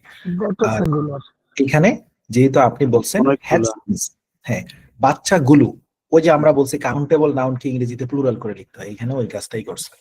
তাহলে এখানে ধরেন যখনই আপনি হাঁসের বাচ্চাগুলো নিয়ে কথা বলতে চাচ্ছেন, এখানে আপনাকে নির্দিষ্ট করে একটা বাচ্চার কথা যদি না বলেন, সব সময় বাচ্চাগুলো নিয়ে কথা বলতে হবে, কারণ সব বাচ্চাই তো বের হয়ে পানিতে যাওয়ার কথা। এখন তারা লাইট বেশি দেখে তারা ভাবে এদিকে আমরা যাইতে বলছে, সে করে কি এদিকে যাইতে থাকে, তখন আর পানি খুঁজে পায় না, কারণ এইগুলা বেশি আলো তাই। সো এখানে দ্যাম হবে কেন? কারণ দ্যাম মানে তারা, আর বাকি একটাও মিলে না। সো বাদ দিলেন, জাস্ট সিম্পলি দিয়ে দিলেন them to move, move away, সবগুলোর শেষে মুভ অ্যাওয়ে আছে। তো আপনি এখানে গ্রামাটিক্যালি যদি একটা ফ্রেজ বসাতে চান, মুভ অ্যাওয়ে, দূরে সরিয়ে নেওয়া যাওয়া, তো সবগুলাই তো মুভ অ্যাওয়ে হয়। অলরাইট, ওই আলাপ তো আগেই দিয়ে ফেলছে, ওটা বাদ। এবার আসেন, চলে গেল তারা ওই দিক থেকে। আলটিমেটলি কি হইলো? This disorientation due to light pollution, due to মানে কারণে, খাতায় লিখে রাখবেন, রচনায় ব্যবহার করতে পারবেন। কোথাও বিকজ অফ এর জায়গায় আপনারা ডিউ টু ব্যবহার করতে পারবেন। Alright, due to light pollution, বাতির দূষণের কারণে, ক্যান লিড টু ডেথ, তাদেরকে নিয়ে যেতে পারে মৃত্যুর দিকে। লিড মানে নেতৃত্ব দেওয়া, কোন দিকে? মৃত্যুর দিকে টেনে নিয়ে যাবে। অফ হ্যাচলিংস, বাচ্চাগুলোকে। ফ্রম এক্সজস্টন, এক্সজস্টনের অর্থ কি? আচ্ছা, এটার উচ্চারণটা কি? Exhaustion. ওকে, এক্সজস্টন, এক্সজস্টন। ডিপ্রেশনের ইয়ে হবে। আচ্ছা, আমরা অনেক সময় বলি না যে আজকে সারাটা দিন খুবই এক্সজস্টেড লাগছে, মানে খুবই ক্লান্তিকর অবস্থা, খুব ক্লান্তিকর অবস্থা। আর এখানে দিছে নাউন ক্লান্তি, এখানে ক্লান্ত না, এক্সজস্টেড হলো ক্লান্ত, আর এক্সজস্টন মানে ক্লান্তি। অর্থাৎ তারা যে পানির উদ্দেশ্যে খালি আলোর দিকে যাইতেই থাকবে, যাইতেই থাকবে, ক্লান্ত হয়ে যাবে, এই কারণে তারা মারা যেতে পারে। পানি তো আর পাবে না, কারণ ওইদিকে তো আর পানি নেই। ডিহাইড্রেশন, শরীরে পানির অভাব ঘটবে। এবং প্রিডেশন, প্রিডেশন অর্থ কি? পিডিএফ এ আছে, প্রিডেশন অর্থ শিকার। অর্থাৎ এই বাচ্চাগুলো যদি পানিতে না নেমে ডানে ভাবে অন্যান্য লাইটের পিছনে দৌড়াদৌড়ি করে, তারা বিভিন্ন প্রাণী দ্বারা শিকার হয়ে যেতে পারে। অনেক সময় বড় প্রাণী এসে বাচ্চা খেয়ে ফেলে, এইভাবে তারা মারা যেতে পারে। তার মানে আর্টিফিশিয়াল লাইটের ক্ষতিকর প্রভাব আছে এই কচ্ছপগুলোর উপর। এটা একটা সায়েন্স ফিকশন থেকে ওরা বোধহয় নিচ্ছে আর কি। আচ্ছা, একটা অ্যান্সার ভুল হয়েছে, এবার আসেন এটার ব্যাখ্যা করা যাক। এখানে বলতেছে ইন সাম ওয়েজ হবে না, ইন সাম ওয়ে হবে। আচ্ছা, এখানে যারা সাম ওয়েজ দিছিলেন তাদের একটা সেন্স আছে যে ভাই সাম মানে তো কিছু, আবার কোন একটা ক্লাসে বলছিলেন কি জানি বলছিলাম, সামের পরে সবসময় প্লুরাল বসে, নাউনের প্লুরাল বসে। ওকে, ঠিক আছে, ধন্যবাদ। কিন্তু ঘটনা হচ্ছে আমরা শুনছি ফ্রেজ বলতে কিছু জিনিসপত্র আপনারা শিখছিলেন প্রোভার্ব বলে। যেমন ধরেন ইট মারলে পাটকেল খেতে হয়, এটার ইংরেজি কি? Tit for tat. কিন্তু ওইখানে তো ইটের ইংরেজিও নাই, পাটকেলের ইংরেজিও নাই, হইলো কেমনে এটা? যদি ওইখানে হয়তো ব্রিক মারলে পাটকেল ইট, তাইলে না মিলতো যে ইট মারলে পাটকেল খাইতে হয়। কিন্তু টিট ফর ট্যাট, এটার অর্থ হয়ে গেছে ইট মারলে পাটকেল খেতে হয়। এইটা হলো প্রোভার্ব টাইপের, ওই যে যেগুলারে আমরা বাগধারা বলি, মানে আক্ষরিক অর্থের কোনো মিল নেই, ব্যাপারটা এরকম। এবার আসেন, এইখানে ইনসাময় এটার একটা ব্যাখ্যা আছে, এটা আপনি নাই জানতে পারেন। আমার কথা হচ্ছে পাঁচে পাঁচটা হওয়ার দরকার নেই, পাঁচে তিনটাও যদি হয়, আর যদি ওই দুইটাতে ভালো করতে পারেন, আপনি রিডিং এ 70 কাছাকাছি নিয়ে যেতে পারবেন। পাঁচে এইটা একটা ভুল হলে কিছু হবে। এখন এটা শিখে রাখেন, ভবিষ্যতে আসলে কি করবেন, খাতায় লিখবেন in some way or in some ways. দেখেন এটা হলো, একটু মিউট করেন কার এখানে শব্দ আসে। যদি আমরা ইন সাম ওয়ে দেই, অ্যান্সারটা কেটে দেই, তাহলে সহজ হয়। এবার আসেন, খাতায় লিখবেন in some way or in some ways, দুটা একই জায়গায় ব্যবহার করা যায়। এটা একটা ওই প্রোভার্ব টাইপের আর কি। শুধু পাশে লিখবেন যদি ওই ওয়ে গুলা নির্দিষ্ট করা থাকে তখন ওয়েজ ব্যবহৃত হবে, আর অনির্দিষ্ট বা ইনডেফিনিট অর্থে আমরা ওয়ে ব্যবহার করব। ধরেন আপনাকে আমি বললাম তোমার জীবন ইন সাম ওয়ে তোমার বাবা মার উপর নির্ভর করে। যে কোনো উপায়ে তোমার জীবন তোমার বাবা মার উপর নির্ভর করে। কোন উপায়ে আমি কিন্তু বলি নাই। যদি এমন হইতো তোমার জীবন তোমার বাবা মার উপর নির্ভর করে, যেমন তোমার বাবা তোমাকে মাসে 10,000 টাকা দেয়, এটা একটা ওয়ে। যেমন তোমার মা তোমার সকালের বাজারের টাকা দেয়, যেমন তোমার মা তোমার কাপড় ওয়াশ করে দেয়, ওয়েগুলো আপনি বলতেছেন, তখন আপনার ইনসাম ওয়েজ হবে। কারণ ওয়েগুলা যখন আপনি কাউন্ট করতে পারবেন, এটার ব্যাখ্যাটা হচ্ছে এরকম, আপনিও গুগল করলে পেয়ে যাবেন। ইনসাম ওয়েজ সিম্পলি স্পেসিফাইড ওয়েগুলা যখন দেখানো থাকে, আর যখন ওয়েগুলা হয় আনস্পেসিফাইড তখন হয় ইনসাম ওয়ে। তার মানে আপনি এখানে ওয়েগুলা তো প্রকাশই করতে পারেননি, তাহলে ওয়েগুলা গুনতে পারবেন না। যদি ওয়েগুলা আপনি এখানে প্রকাশ করতে পারতেন তখন এগুলার গুণে আপনি প্লুরাল করতেন। এভাবে মনে রাখেন, তাইলেই হবে যে আমি যদি উপায়গুলোর নাম এখানে বলি তখন ওয়েজ হবে, আর যদি উপায়গুলোর নাম আমি না বলি তখন ওয়ে হবে। তাহলে এই কনটেক্সটে এটা কেমনে কারেক্ট হলো? ইন সাম ওয়ে, কোনো না কোনো ভাবে যাদের জীবন natural cycles of light and ডার্কের উপর নির্ভর করে, শুধু এইটুকুই বলছে, যাদের জীবন প্রাকৃতিক আলো অন্ধকারের উপর নির্ভর করে। কিন্তু আপনারা তো আর বলে নাই যে রাত হলে পাখি কচ্ছপ ঘুমাতে যাবে, সকাল হলে সে হচ্ছে গিয়ে আপনার পানিতে নামবে, ওয়াইগুলা সে দেখায় নাই, শুধু বলছে যাদের জীবন আলো অন্ধকারের উপর নির্ভর করে। কিন্তু আলো অন্ধকারের উপর কিভাবে নির্ভর করে ওগুলা ব্যাখ্যা করে নাই, মানে স্পেসিফাইড করে নাই। তো যখন ওয়েগুলা মানে উপায়গুলা স্পেসিফাই করা থাকে তখন হয় ওয়েজ, আর যখন উপায়গুলা আনস্পেসিফাইড থাকে তখন হয় ওয়ে। কারণ এটা আপনি একই জায়গায় দুটার ব্যবহার পাবেন। এটা একটু টাফ দিছে ওরা, যথেষ্ট টাফ দিছে। এগুলো আমরা হচ্ছে ওই বিসিএস এর অ্যাডভান্স রাইটিং এ শিখতাম, এরকম আরো অনেকগুলো আছে যে যখন আপনার ওই এক্সাম্পল হিসেবে আপনি প্রকাশ করবেন এক্সাম্পল গুলো, তখন ইন সাম ওয়েজ সাচেস দিয়ে ওয়াই গুলোর নাম লিখতাম। আর যখন আপনি এক্সাম্পল প্রকাশ করতে পারছেন না বা টাইম নেই বা দিবেন না, তখন ইন সাম ওয়ে লিখলেও কারেক্ট হইতো। তো এইখানে বিষয়টা ওখানে হয়েছে। তো এই একটা ভুল আপনি করেন, সমস্যা নেই, কোনো না কোনো ভাবে এটা আপনি পরবর্তীতে কোথাও আসলে মনে রাখেন, ইন সাম ওয়েজ দুটো একই ক্ষেত্রে ব্যবহার করা যায়, কোনো না কোনো ভাবে যাদের জীবন আলো অন্ধকারের উপর নির্ভর করে। যদি এখানে অন্ধকার আলোর উপর কিভাবে নির্ভর করে সেগুলো ব্যাখ্যা করে দেখাইতো, মানে স্পেসিফাইড করতো, তখন ইনসাম ওয়েজ কারেক্ট হইতো। আর যেহেতু স্পেসিফাই করে নাই, তখন হচ্ছে ইনসাম ওয়ে হবে। আরেকটা সহজ উদাহরণ দিয়ে শেষ করি, মনে রাখেন, তোমার লাইফ ইনসাম ওয়ে তোমার বাবা মার উপর নির্ভর করে। তোমার জীবন কোনো না কোনো ভাবে ইনসাম ওয়ে কোনো না কোনো উপায়ে তোমার বাবা মার উপর নির্ভর করে, ফুল স্টপ, শেষ। তোমার জীবন ইন সাম ওয়েজ তোমার বাবা মার উপর নির্ভর করে, যেমন তোমার বাবা তোমাকে প্রতি মাসে 10,000 টাকা দেয়। এই যে প্রতি মাসে 10,000 টাকা দেয়, ব্যাখ্যা করা শুরু হলো, মানে ওয়ে গুলো আপনি এখানে স্পেসিফাই করা শুরু করলেন, তখন হবে ওয়েজ। আর এখানে কিন্তু আর সে সামনে বাড়েনি, কিভাবে আলো অন্ধকারের উপর নির্ভর করে সেটার বলে নাই, খালি বলছে আলো অন্ধকারের উপর নির্ভর করে। অলরাইট, এবার আসেন আমরা অনেক একটু টাইম নেই আমাদের এখানে। আচ্ছা, ওইটা তাহলে নেক্সট ক্লাসে করবো। কলোকেশনটা তাহলে আজকে একটু দেখাই দিই। ওকে, কলোকেশনটা একটু দেখাই দিই, খেয়াল রাখেন। আপনাদের গ্রুপে আমি একটা কলোকেশনের লিস্ট দিছি, আমাদের নেক্সট ক্লাসের এজেন্ডা থাকলো তাহলে এটা পড়বো, ওটা তো সেম আগেই বলে দিই। ফিল ইন দ্য ব্ল্যাঙ্কস এ ওখানেও আমরা দেখাবো যে আপনি এখানে সেম একই গ্রামারে কাজ হবে না, সেম ওখানেও অর্থ লাগবে, ওখানেও কন্টেক্সচুয়াল এবিলিটি লাগবে, দুটা ফিল ইন দ্য ব্ল্যাঙ্কস একই রকম, খালি এটা অ্যান্সার করতে হয় 4টার ভিতরে একটা, আর এটা অ্যান্সার করতে হয় সবগুলো উত্তর নিচে থাকে, টেনে টেনে এনে উত্তরটা বসাইতে হয়, এইটুকুই পার্থক্য, মানে চেহারাটা ভিন্ন। আর এটাতে নাম্বার একটু বেশি, এটাতে নাম্বার একটু কম।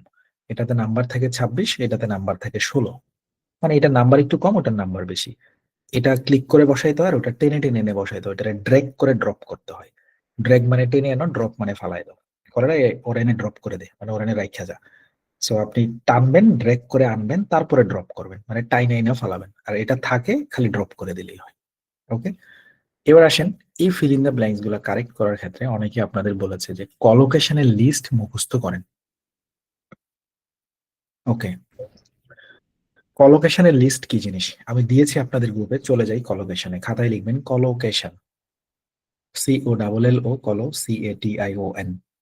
শুনছি তাই না? একটু আওয়াজ দেন ইন কলে, শুনছি না? শুনছি, বলছি। ওকে, কলোকেশন খাতায় লিখছেন COLLO কলো, CATION, কলোকেশন। কলোকেশনের একটা গুরুত্ব অনেকেই দিয়ে থাকে। কোথায় আছে এটা? আপনাদের গ্রুপে আছে। কোত্থেকে আসছে? পিটির ওয়েবসাইট থেকে আসছে। চলেন ওটা ওপেন করে দেখাই। কেউ বলতে পারেন কলোকেশন কি? আইডিয়া আছে কলোকেশন কি? কিছুটা ফ্রেশ টাইপের। ওকে, মানে কলোকেশনের একটা সহজ উত্তর আমি বলে দিই, মনে রাখেন। কেউ বলেন তো? ভাইয়া কোন শব্দের উপরে কোনটা বসতে পারে, বসে এরকম? আচ্ছা, সুন্দর করে বুঝাই আচ্ছা সুন্দর করে বুঝাই দিই। সেটা হচ্ছে, ধরেন কোনো ফিল ইন দা ব্ল্যাঙ্কে লেখা আছে মাসুদ, তারপরের শব্দটা কি হবে? রানা। তারপরের শব্দটা কি হবে? রানা। এবার কথা হলো, জুটি ভাই এক কথায়। কলোকেশন হলো এমন টাইপের জিনিস, কোথাও যদি লেখা থাকে মাসুদ, ভালো পরে হবে পরে হবে রানা, ভালো হয়ে যাবে রানা। এবার আমারে বলেন তো, পৃথিবীতে কি মাসুদের সাথে খালি রানাই হয়? কোনোদিন মাসুদের সাথে আহমেদ হয় নাই? হয়েছে কিনা? হয় নাই? হয়েছে তো। কোনোদিন মাসুদের সাথে মিয়া হয় নাই? মাসুদ ইকবাল। মাসুদের সাথে মিয়া হয়েছে না? হয়েছে তো। তাইলে বিষয়টা হচ্ছে কলোকেশন আমি কেন তাইলে এতদিন আপনাদের দিলাম না? বিষয়টা হলো, কলোকেশন বলে মাসুদ দেখলে রানা বসাই দিবেন, কিন্তু এক্সাম বলে মাসুদের পরে রানাও হইতে পারে, মাসুদের পরে আহমেদও হইতে পারে, মাসুদের পরে মিয়াও হইতে পারে। এই জন্য কলোকেশনের লিস্ট এতদিন দেওয়া হইলো না। বিষয়টা হচ্ছে, এটা একটা লিস্ট, একটা পিডিএফ আপনাদের কাছে আছে। এই পিডিএফ এ পেজ আছে,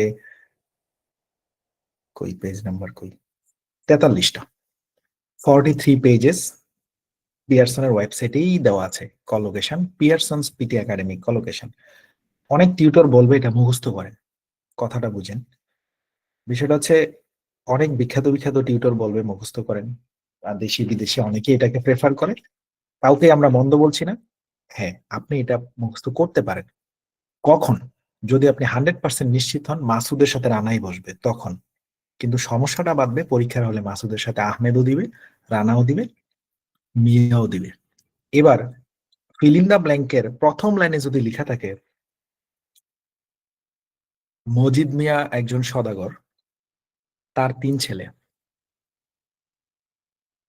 তারা ব্যবসা করে, প্রথম ছেলের নাম মাসুদ, উত্তর কি হবে? মিয়া। মিয়া। মাসুদ মিয়া হবে। কেন মিয়া মিয়া হবে। দিলেন? মাসুদ রানা সদর দিলেন। টাইটেল। মজিদ মিয়া থেকে সওদাগর হইব ভাই, সওদাগর। না, ওইখানে সদাগর নাই, মিয়া আছে, আহমেদ আছে, আর রানা আছে, সদাগর নাই। ফাদারের টাইটেলটা আর ফ্যামিলি টাইটেল আর কি। Very good. তাহলে মজিদ মিয়া আমাদের থেকে কাজ হবে, মাসুদ মিয়া। আমাদের কাজ হবে কনটেক্সট কি, মজিদ মিয়ার ছেলে। ওই যে আমরা বলছি কার ছেলে? মজিদ মিয়ার ছেলে। আগেই তো লেখা আছে মজিদ মিয়া, এবার আমরা মাসুদের সাথে মিয়াই দিব, কারণ এখানে একটা রিলেশন পেয়েছি মজিদের সাথে মিয়া আছে, কারণ আমাদের এলাকায় মজিদ মিয়ার ছেলে মাসুদ, সে আমার বন্ধু।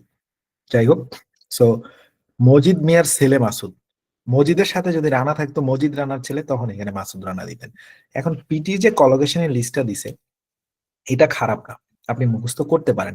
এবার আসেন কেমনে মুখস্থ করবেন, আজকের পরে আপনার কাজ কি? এই লিস্টে আপনাদের গ্রুপের মধ্যে আছে। এখানে কয়টা কলোকেশন আছে? প্রায় 2500। এবার প্রতিদিন যদি 100 করে করেন 24 দিন লাগবে। এবার এটার বেনিফিটটা কতটুকু? যেমন দেখেন এখানে 43 পেজে 2500 আছে। এটার কাজটা কি? এটার কাজটা হচ্ছে, প্রথম কম্পোনেন্টে অ্যাবস্ট্রাক্ট লেখা আছে, পরের কম্পোনেন্টে কনসেপ্ট লেখা আছে। আপনি শুধু মুখস্থ করবেন অ্যাবস্ট্রাক্ট কনসেপ্ট। তার মানে পিটি আপনাকে বলতে চাচ্ছে, তুমি যদি ফিল ইন দা ব্ল্যাঙ্কে কোথাও অ্যাবস্ট্রাক্ট লেখা দেখো, মানে ফিল ইন দা ব্ল্যাঙ্কের আগের শব্দটা যদি হয় অ্যাবস্ট্রাক্ট, তারপরে পরের উত্তরটা তুমি কনসেপ্টে ক্লিক করো। এবার আপনারে আমাকে বলেন তো, পৃথিবীতে অ্যাবস্ট্রাক্টের সাথে কি আর কোনো নাউন বসেনি কোনোদিন? নাকি সব কনসেপ্ট দিয়েই শেষ?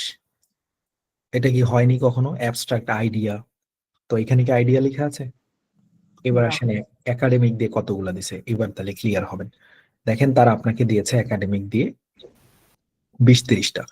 এবার আপনি মুখস্থ করলেন academic achievement, academic career, academic circles, academic community, academic debate, academic discipline, academic discourse, academic institution, academic journal, academic life, academic performance, academic research, academic skill, academic study, academic success, academic work, academic world, academic writing, academic ইয়ার। এবার আপনারা আমারে বলেন তো, academic দিয়ে আরেকটা শব্দ বলেন যেটা এখানে নাই। Academic exam. একাডেমিক পারফরমেন্স এটা আছে, অন্য কিছু বলেন। একাডেমিক সার্টিফিকেট এখানে নাই। তার মানে এইখানে বিষয়টা দাঁড়াচ্ছে, এগুলা যদি আপনি অন্ধের মতো মুখস্থ করেন, আমার কাছে এটা একদমই বোধগম্য হয় না। এটার একটা থিম আছে, সেটা হচ্ছে আপনি যদি একাডেমিক অর্থ জানেন আপনি যদি অ্যাচিভমেন্ট অর্থ জানেন, আপনাকে আর মুখস্থ করার কোনো দরকার নেই। আমরা তো ওইভাবেই আগাচ্ছি। আপনি একাডেমিকের অর্থ মুখস্থ করলেন, বাস এবার আপনি মুখস্থ করবেন অ্যাচিভমেন্টের অর্থ কি, ক্যারিয়ারের অর্থ কি, সার্কেলের অর্থ কি, কমিউনিটির অর্থ কি, ডিবেটের অর্থ কি, আপনি অর্থ মুখস্থ করবেন। কিন্তু এখানে আপনি 2500 এগুলা ধরে জীবনও মুখস্থ করতে পারবেন না। পারবেন, কিন্তু আবার ভুলেও যাবেন। প্রতিদিন কয়টা মুখস্থ ভাই করবেন? এটা সম্ভব না। সম্ভব না ভাই। কতগুলো এটা মুখস্থ করা? এটা এটা একটা ইয়ের মতো মনে হয় আমার কাছে, একটা মানে ওই কি বলে যে ওই গেম আমার করে কাছে বাইন্দা মনে হয় বিটাইলে যেরকম তো জগা খিচুড়ি ভাই। এগুলো মুখস্থ না করে বানানো আমার অর্থ কাছে মুখস্থ এবার করা অনেক ভালো। আমার এবার কাছে মনে হয় এটা না পড়ে PDF 2টা ভালো করে পড়লেই হয়।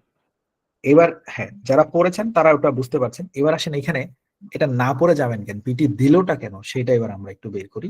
এবার চলে যাব আমরা কিছু প্রশ্নে। এটা যে আমি পড়তে নিষেধ করি, খালি অর্থ মুখস্থ করতে বলি, সেটার ব্যাখ্যাটা তো দিতে হবে। চলেন এবার নিয়ে যাব আপনাদেরকে 1016 নাম্বার কলোকেশনে। চলেন নিয়ে যাই। আমি এগুলো বের করে রাখছি, আপনিও বের করতে পারবেন। আপনি অনেকক্ষণ সময় দিলে বের করতে পারবেন। আমি 10-12টা বের করছি, এত সময় হয়নি। আপনি চাইলে অনেকগুলো বের করতে পারবেন। যেমন দেখেন এখানে 1016 নম্বরে আমি নিয়ে যাব আপনাকে। এই হলো 1016, তাকান। এই হলো 1016। এখানে আছে হাইলি, তার পাশে লিখে আছে লাইকলি। এবার আপনি মুখস্থ করলেন 1016 থেকে শুরু করে 1026 পর্যন্ত দেখেন কতগুলো আছে।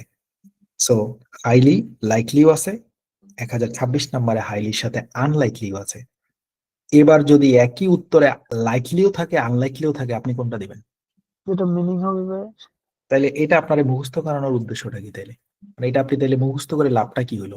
আপনি যদি আগেই জানেন ভাই হাইলির অর্থ যেটা আর লাইকলির অর্থ আর আনলাইকলির অর্থ বুঝলে আমার হইলো, তাহলে আপনি এইভাবে ধরে ধরে মুখস্থ করার লাভটা কি? যদি এমন নিশ্চয়তা পিটি দিত, ভাই হ্যাঁ, যদি পিটি এমন নিশ্চয়তা দিত যে দেখো আমরা যে কলোকেশন লিস্ট দিছি পরীক্ষার হলে এই প্রশ্নগুলোই দিব, এর বাইরে কোনো উত্তর দেব না, তখন আমি মুখস্থ করতাম। এবার চলেন পরীক্ষায় আসা প্রশ্নে কি এরকম ঘটনা ঘটছে? ঘটছে। চলে যাবেন আপনি অ্যাপ ইউনির কোশ্চেন নাম্বার 103-এ। খেয়াল করেন, আপনি শিখছেন এখানে হাইলি আছে, হাইলির সাথে লাইকলি আছে, এখানে হাইলি আছে, হাইলির সাথে আনলাইকলি আছে, বাকিগুলোর কথা বাদই দিলাম। আপনি মুখস্থ করলেন। এবার অ্যাপ ইউনির 103 নাম্বার প্রশ্নে আপনাকে নিয়ে যাওয়া হলো। এই হলো অ্যাপ ইউনির 103 নাম্বার প্রশ্ন, ফিল ইন দা ব্ল্যাঙ্কস, যেটা পরীক্ষায় আসা একটা প্রশ্ন। একটু টাইম দেন, এখানে আমার দেখাতে একটু টাইম লাগছে। 103 নাম্বার প্রশ্নে নিয়ে গেলাম। ওকে, 103 এখনো যাইনি, যাচ্ছি আর কি। সো কোথায় আছে? এই যে 103, এখানে সার্চ করব আমরা 103, সার্চ করলাম।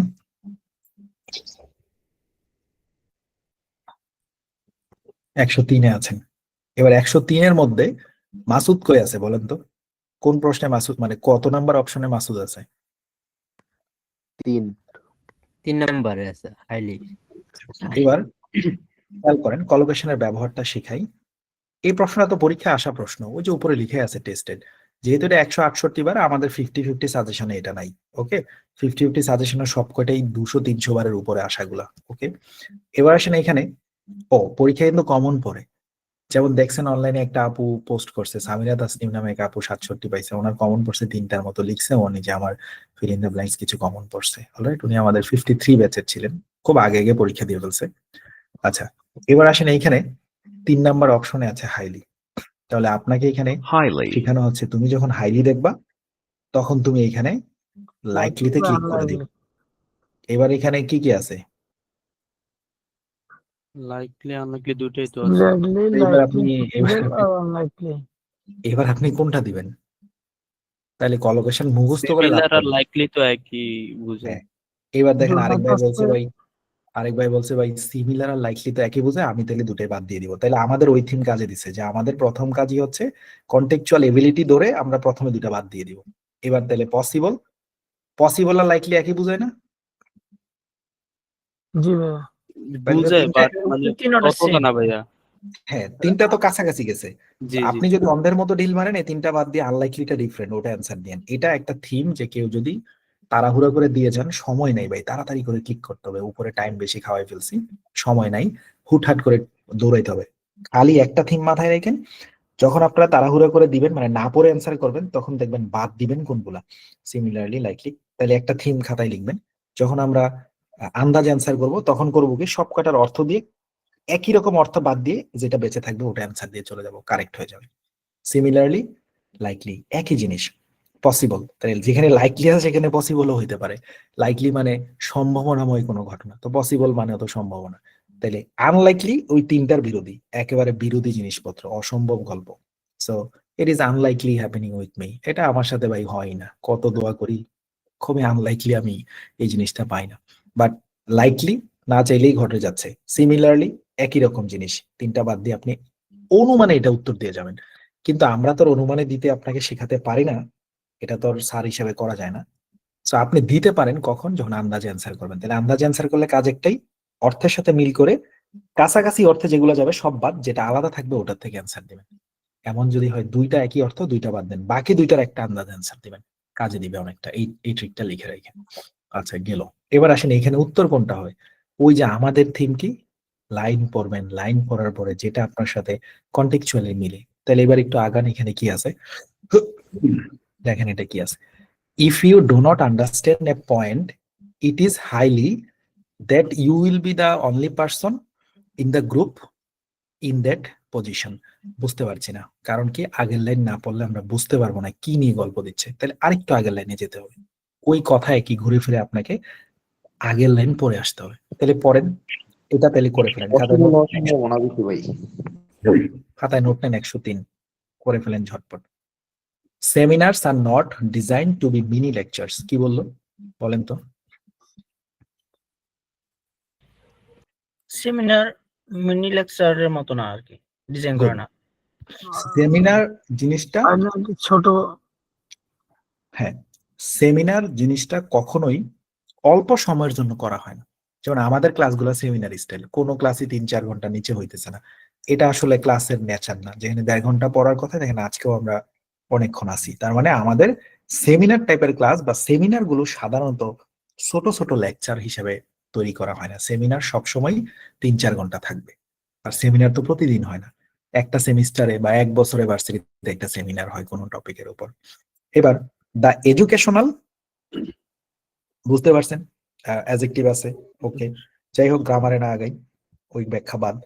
যা educational is to provide an opportunity for you to discuss interesting and or difficult aspects of the course. Seminar কেন তৈরি করা হয়?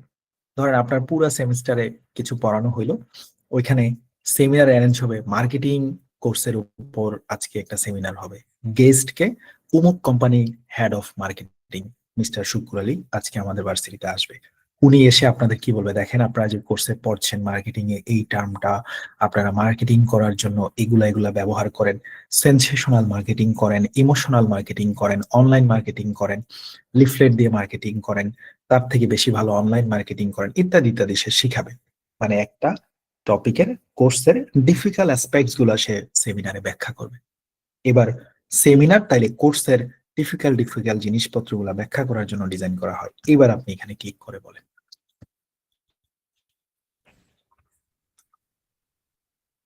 বলতে থাকেন। রিজাল্ট, আচ্ছা, রেগুলেশন একটা, ওই দুটো করো। রিজাল্ট না রোল, রেজাল্ট, রেজাল্ট, আচ্ছা রোল বলছে, রোল ওকে আপু চিপা দিয়ে বলছে রোল বলা যায় আস্তে আস্তে। ঠিক আছে আপু, আপনারটাই সই, যা দিবেন তাই। আমগো এলাকার ভাষায় বলে সই, সই মানে কারেক্ট আর কি। এনিওয়েজ নাও হইতে পারে, পরে আগাবো। দা এডুকেশনাল রোল, এবার দেখি তাহলে হয় কিনা।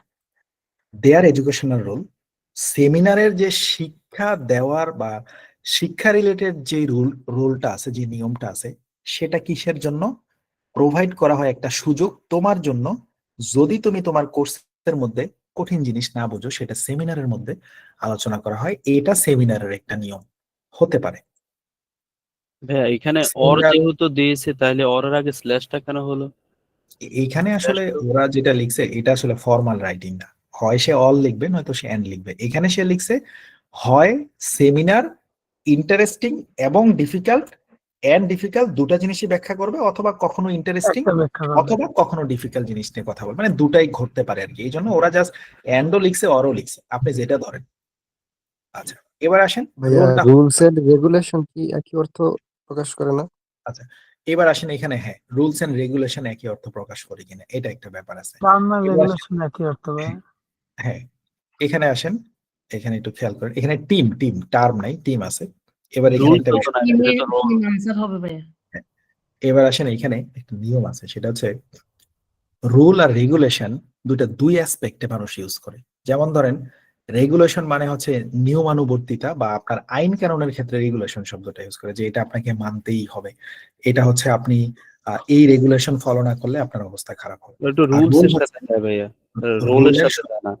হ্যাঁ, দুই জিনিস। ওইটার বানান করেন তো ভাই, যেই রুলটা আপনি বলছেন। RULL নো, RULE, আর RULE, এখানে sorry. আছে ROLE। এটা খাতায় লিখে শিখতে পারেন আপনারা। লিখবেন ROLE, তার পাশে লিখবেন এটার অর্থ ভূমিকা, লিখেন ভূমিকা, আর পাশে লিখবেন RULE, দুই নিয়ম। বানান, ওইটা সেটা নিয়ম। হচ্ছে রেগুলেশনের সাথে যাবে। সেটা হলো নিয়ম, বা আপনাকে মানতেই হবে এমন কোনো কিছু।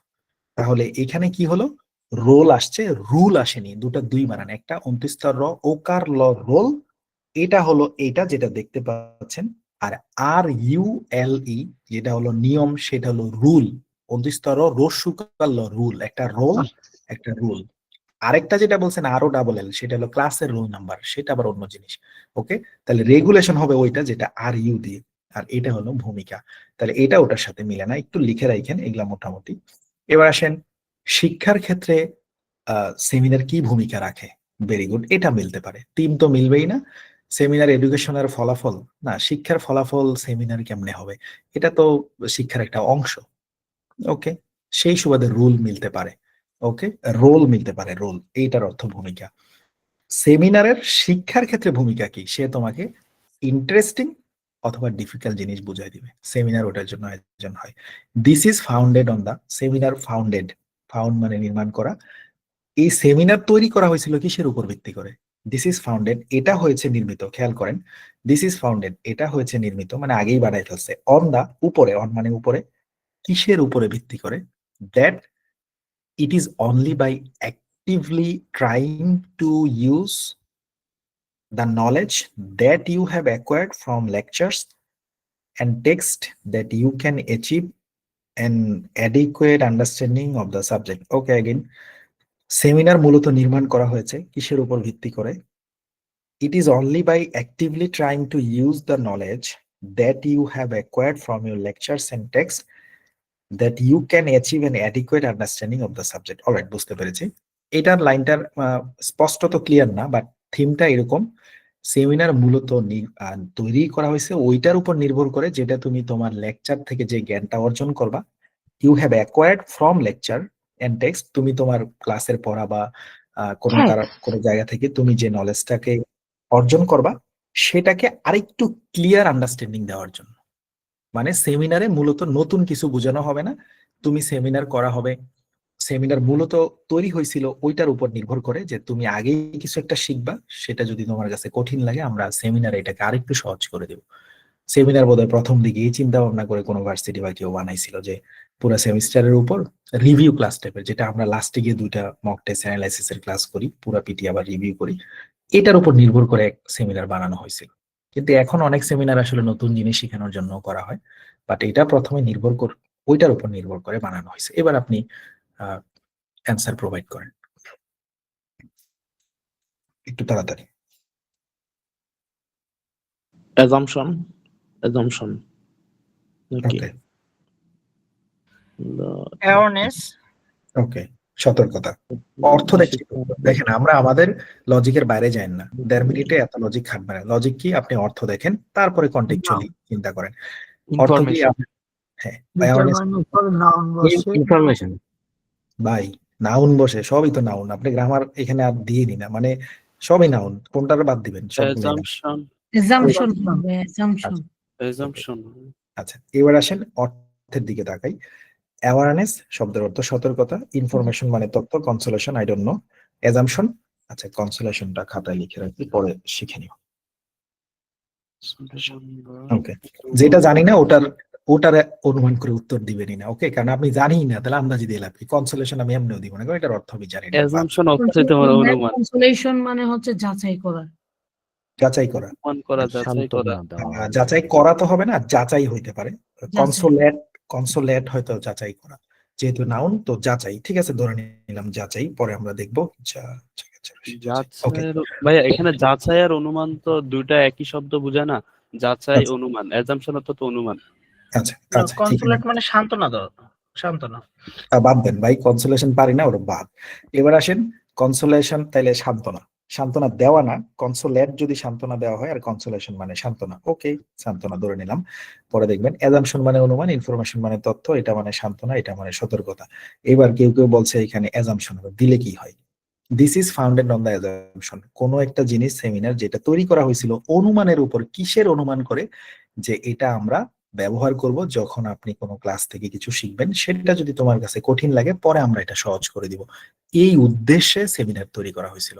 প্রথমে সেমিনার বানানোর আগে তারা ভাবছে যে আমরা একটা সেমিনার নামে কিছু বানাই, পুরো সেমিস্টারে পোলাপান যা শিখবে সেটা আমরা পরবর্তীতে কঠিন বিষয়গুলোর উপর তাদেরকে সমাধান দিয়ে দিব।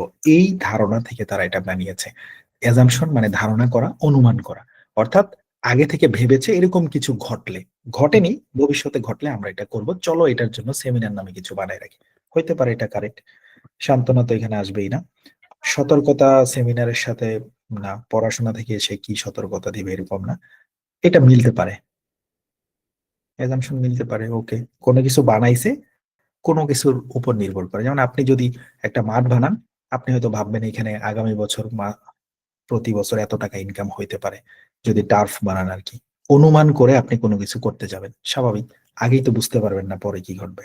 এবার if you do not understand a point, যদি তুমি কিছু না বুঝো, it is highly that you will be only person in the group in that position, you will invariably be undertaking a for the entire group if you come to the seminar equipped with questions and matters. আচ্ছা, বেশ লাগতেছে, এত বড় করে বলা যাবে না।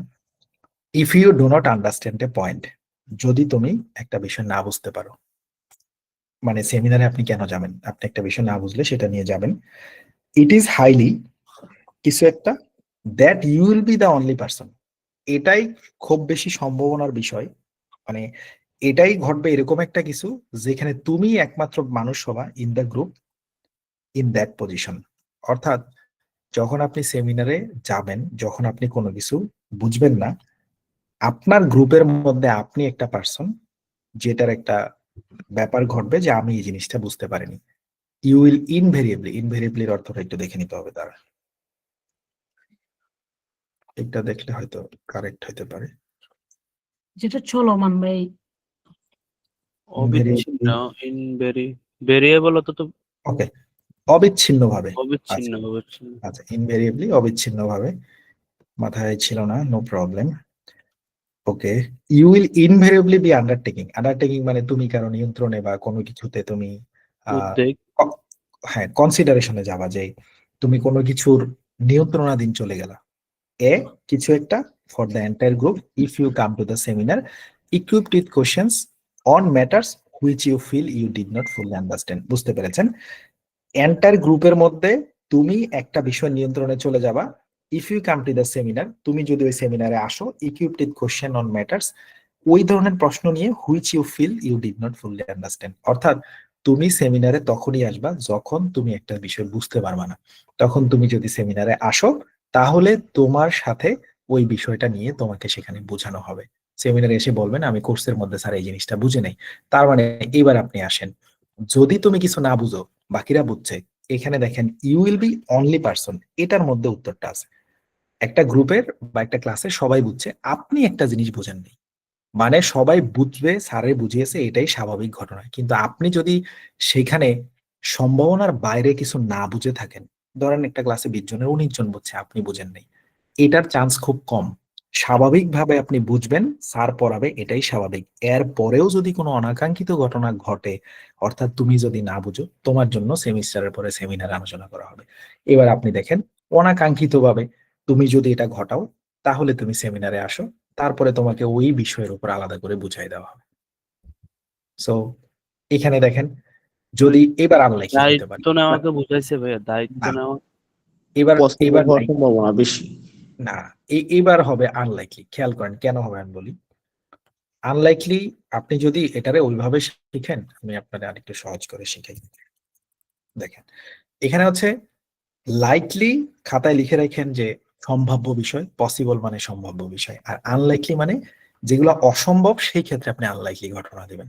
ধরেন অনেকে এরকম করে ইংরেজিতে বলবে যে আমার সাথে এই ব্যাপারটা আনলাইকলি হয়ে গেছে, হওয়ার কথা ছিল না, অসম্ভব হবে এটা হয়ে গেছে, মানে এটা হওয়ার সম্ভাবনা ছিল না ভাই, এটা হয়ে গেছে, এটা অসম্ভব, এটা হইতে পারে না, এটা একটা আনলাইকলি ঘটনা, এরকম অনেকে বলবে। আপনি শুধু এইটুকু খাতায় লিখে রাখেন, লাইকলি সম্ভাব্য, আনলাইকলি অসম্ভাব্য, যেটা হইতে পারে না। এবার এখানে তো আপনারে বলছে ক্লাসে স্যার তোমারে সবকিছু বুঝাবে, এরপরেও যদি তুমি না বুঝো, তুমি একমাত্র ব্যক্তি যে কিনা বুঝতে পারলা না, কিন্তু স্যার তো ক্লাসে বুঝাইছে সবারে বোঝার জন্যই, এরপরেও তোমার সাথে আনলাইকলি যদি গল্পটা ঘটে যায় যে তুমি বুঝতে পারো নাই, তুমি অবিচ্ছিন্নভাবে সেমিনারে আসলে এই ব্যাপারে একটা গাইডেন্স পাবা। অর্থাৎ আপনার পুরা থিমটা যখন দাঁড়াইছে, পুরা বাক্যটা যখন আমি পড়লাম, এই বাক্যটার অর্থ দিচ্ছে যদি স্যার তোমাকে ক্লাসে কিছু বোঝানোর পরেও তুমি অসম্ভাব্যভাবে অন্যদের তুলনায় আলাদা করে অনলি পার্সন তুমি যেটা বুঝলে না বাকিরা বুঝছে, তখন তুমি সেমিনারে আইসো, তখন তুমি একটা আন্ডারটেকিং এ যাবা, একটা গাইডেন্সের আন্ডারে যাবা, তখন তোমারে আলাদা করে এই জিনিসটা বুঝাই দেওয়া হবে। অর্থাৎ তুমি বুঝো না এটাই আনলাইকলি ঘটনা, অনলি পার্সন বাকিরা বুঝছে ওইটা লাইকলি, আর তুমি যে বুঝো নাই তোমারটাই অসম্ভাব্য। এবার তুমি আসতে পারো সেমিনারের মধ্যে। এবার আপনি এখানে কিসের আন্ডারে যাবেন, আপনারা তারা বোঝানোর চেষ্টা করবে। ডিউটি ভাই, ভাই দায়িত্ব নেওয়ার কথা বুঝেছে না তারা, যে তারা ওর দায়িত্বটা নিতেছে, ডিউটি তো দায়িত্ব বোঝা। ওকে গুড, আচ্ছা দিয়ে গেলাম, তাহলে পরে আমরা আলোচনা করব। The seminar is to discussion. Seminar কিসের জন্য? ডিসকাশন মানে আলোচনা, আলোচনাকে কিছু একটা করার জন্য। এবার আপনি এখানে ক্লিক করেন, অর্থের সাথে মিল করেন, অর্থের সাথে মিল করেন। স্টির, স্টির না স্টেয়ার, এটার অর্থ হলো যে গ্লাসের ভিতরে কমিট হইতো, কমিট হবে হয়তো, কমিট। আচ্ছা এখানে একটু দেখেন, স্টিয়ার অর স্টির নাড়া দেওয়া, ওই যে গ্লাসের মধ্যে চামচ দিয়ে স্টিয়ারিং করে, নাড়া দেওয়া। প্রভোক মানে হচ্ছে কোন একটা বিষয়কে বেগবান করা, আরো বেশি এটাকে আপনি মানে ইয়ে করা আর কি, ধরেন যে এটাকে আরো বেশি ফরগোয়িং করা, আরো সামনে নিয়ে যাওয়া, প্রভোক করা। রাইন্স মানে হচ্ছে ধুয়ে ফেলা, এই যে আপনার হেয়ার ক্রিম গুলোর গায়ে লেখা থাকে, মাথায় মাখার পরে ওয়াটার দিয়ে রাইন্স করে ফেলেন, শুধু পানি দিয়ে ধুইতে বলে, কন্ডিশনার গায়ে লেখা।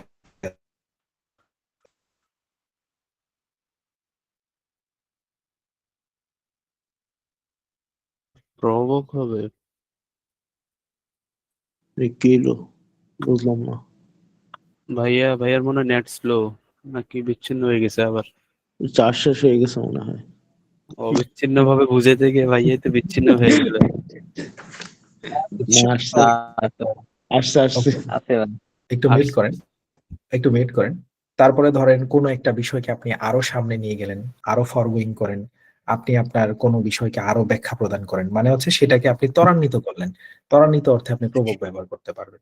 আর কমিট মানে আপনি সেখানে হচ্ছে ধরেন প্রতিজ্ঞাবদ্ধ হইলেন, কমিট করলেন। Seminar is two commit discussion, আলোচনার জন্য সেমিনার প্রতিজ্ঞাবদ্ধ। প্রবোট মানে সেমিনার হচ্ছে কি আপনার আলোচনাকে আরেকটু বেগবান করার জন্য সেমিনার তৈরি করা হয়। কোনটা হবে? প্রভোক হবে, যে বেগমান, প্রভোক বেগবান করা, বা আপনি যেহেতু এটাকে ভাইয়া এটা একবার ডিসকাশন হয়ে গেছে, এটা আবার হবে। জি জি।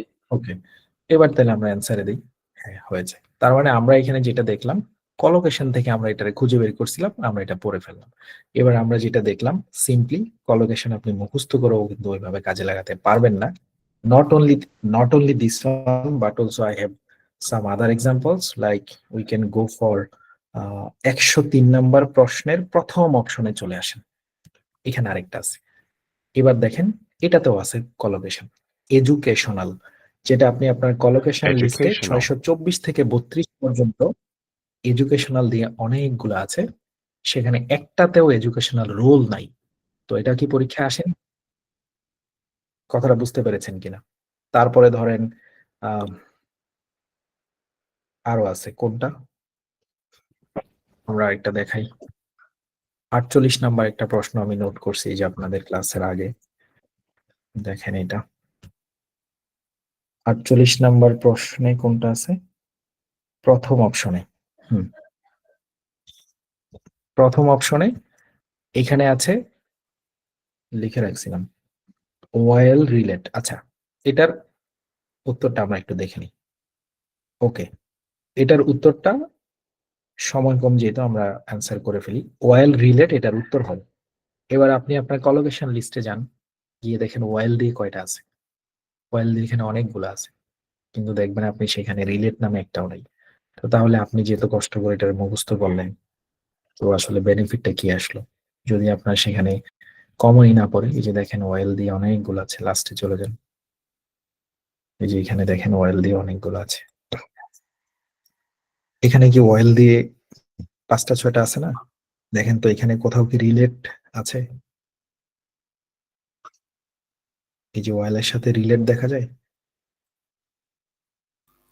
না। আচ্ছা, দেখা যায় না।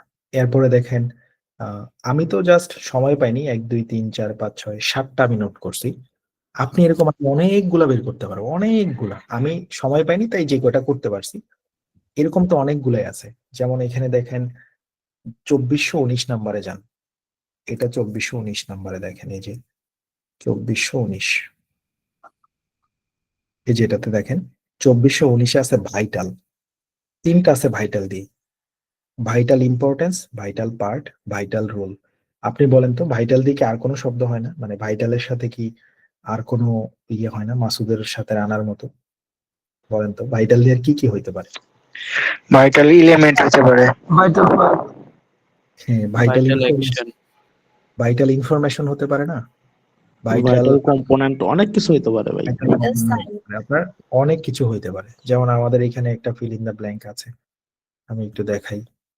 দেখেন এই ফিল ইন দ্য ব্ল্যাঙ্কে, এই যে আপনি নিতে আসলেন, ভাইটাল ওয়ার্ড, হ্যাঁ ভাইটাল ওয়ার্ক হইতে পারে। যেমন এখানে 817 নম্বরে একটা আছে, এই হলো 817। 817 অ্যান্সার বের করে ফেলি। ভাইটাল কোন জায়গায় আছে বের করেন তো। ভাইটালের পরে হিলিং। ওকে, এই যে এখানে আছে ভাইটাল হিলিং, ভাইটাল হিলিং। তো আমাদের ওই অপশনে তো ভাইটাল হিলিং নাই। সো যদি এরকম হইতো, পিটি আপনাকে যদি এরকম কথা দিত যে আমরা এখানে যেই কলোকেশনের লিস্ট দিছি, পরীক্ষার হলে আমরা এই প্রশ্নগুলাই দিব এবং উত্তর এগুলাই দিব, আমরা এগুলার বাইরে উত্তর দিব না, তখন আপনি এটা মুখস্থ করলে কাজে দিত। কিন্তু দেখা গেল কি আপনি এটা মুখস্থ করেও দেখেন আমি 3টা 4টা শো করলাম, আরো এরকম 6-7টা আছে। যেমন 33 নাম্বার প্রশ্নে একটা আছে, 623 নাম্বার প্রশ্নে আছে, ইকোনমিক দিয়ে 33টা কলোকেশন আছে।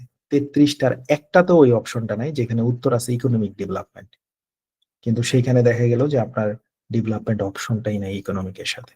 তো ইকোনমিক ডেভেলপমেন্ট তো একটা ছোটবেলা থেকেই শুনে আসছে, এটা একটা কমন টার্ম, ইকোনমিক ডেভেলপমেন্ট, অর্থনৈতিক উন্নতি। সো ডেভেলপমেন্ট সেখানে আপনার না থাকলে 33টা কলোকেশন মুখস্থ করে লাভ কি? ইকোনমিক দিয়ে 33টা দিয়ে রাখছে ওরা আর কি। সো আমরা এটাই বোঝানোর চেষ্টা করছি। সিম্পলি আপনার কাছে কলোকেশনের লিস্টটা এতদিন দেওয়া হয়নি কারণ এটা পড়ার দরকার ছিল না, তাই দেওয়া হয়নি। আজকে দেওয়া হলো এই জন্য, অনেকের একটা দাবি কলোকেশন না পড়ালে মাথা নষ্ট। সবাই পড়াচ্ছে, সবাই বলছে কেন আপনি পড়াচ্ছেন না, কেন আপনি দেখাচ্ছেন না। সো আমি আপনাকে দিলাম, আমি আপনাকে বাধা দিইনি। যদি আপনার এই যে এটাতে দেখেন ইকোনমিক ডেভেলপমেন্ট কোনটা, কোথায় আছে ইকোনমিক? 623 নম্বরেই তো নাকি? ইকোনমিক শব্দ করে আছে এটাতে? কোশ্চেনে তো নাই, মনে হয় অ্যান্সারে আছে নাকি? ও এটা না, কই থেকে যে কই বাইর করলাম, ভুলেই তো গেলাম। ওকে সরি, 993 নাম্বার প্রশ্নে কই চলে গেল, 993, 993, এটাতে দেখেন এটা একটা অনেক বড় প্রশ্ন, পরীক্ষা আসতেই পারে। কোথায় আছে ইকোনমিক? এই যে এটাতে আছে।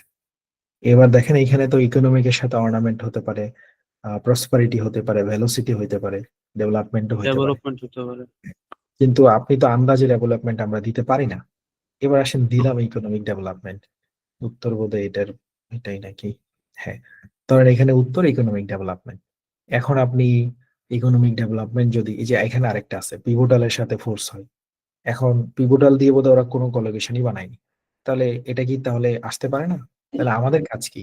আমাদের এইভাবে মুখস্থ করে 1.5 থেকে 2 মিনিটে কলোকেশনের ডিপেন্ডেন্সি না নিয়ে আমার মতে আপনি ইকোনমিক শব্দের অর্থ মুখস্থ করেন, ডেভেলপমেন্টের অর্থ মুখস্থ করেন, তাহলে গিয়ে কাজে দিবে। সো বোধহয় এটা আপনাদের কাছেও মানে একমত হওয়ার কথা যে এটা আসলে আমার কাছে মনে হয় যে অন্ধের মতো এটা মুখস্থ করে আপনি খুব একটা বেনিফিটেড হইতে পারবেন না, অনেক সময় উত্তর ভুল হইতে পারে। তবে ভাই আমার মনে হয় গ্রামার, কনটেক্সট আর ওয়ার্ড মিনিংটা জানলেই মনে হয় বেটার হয়।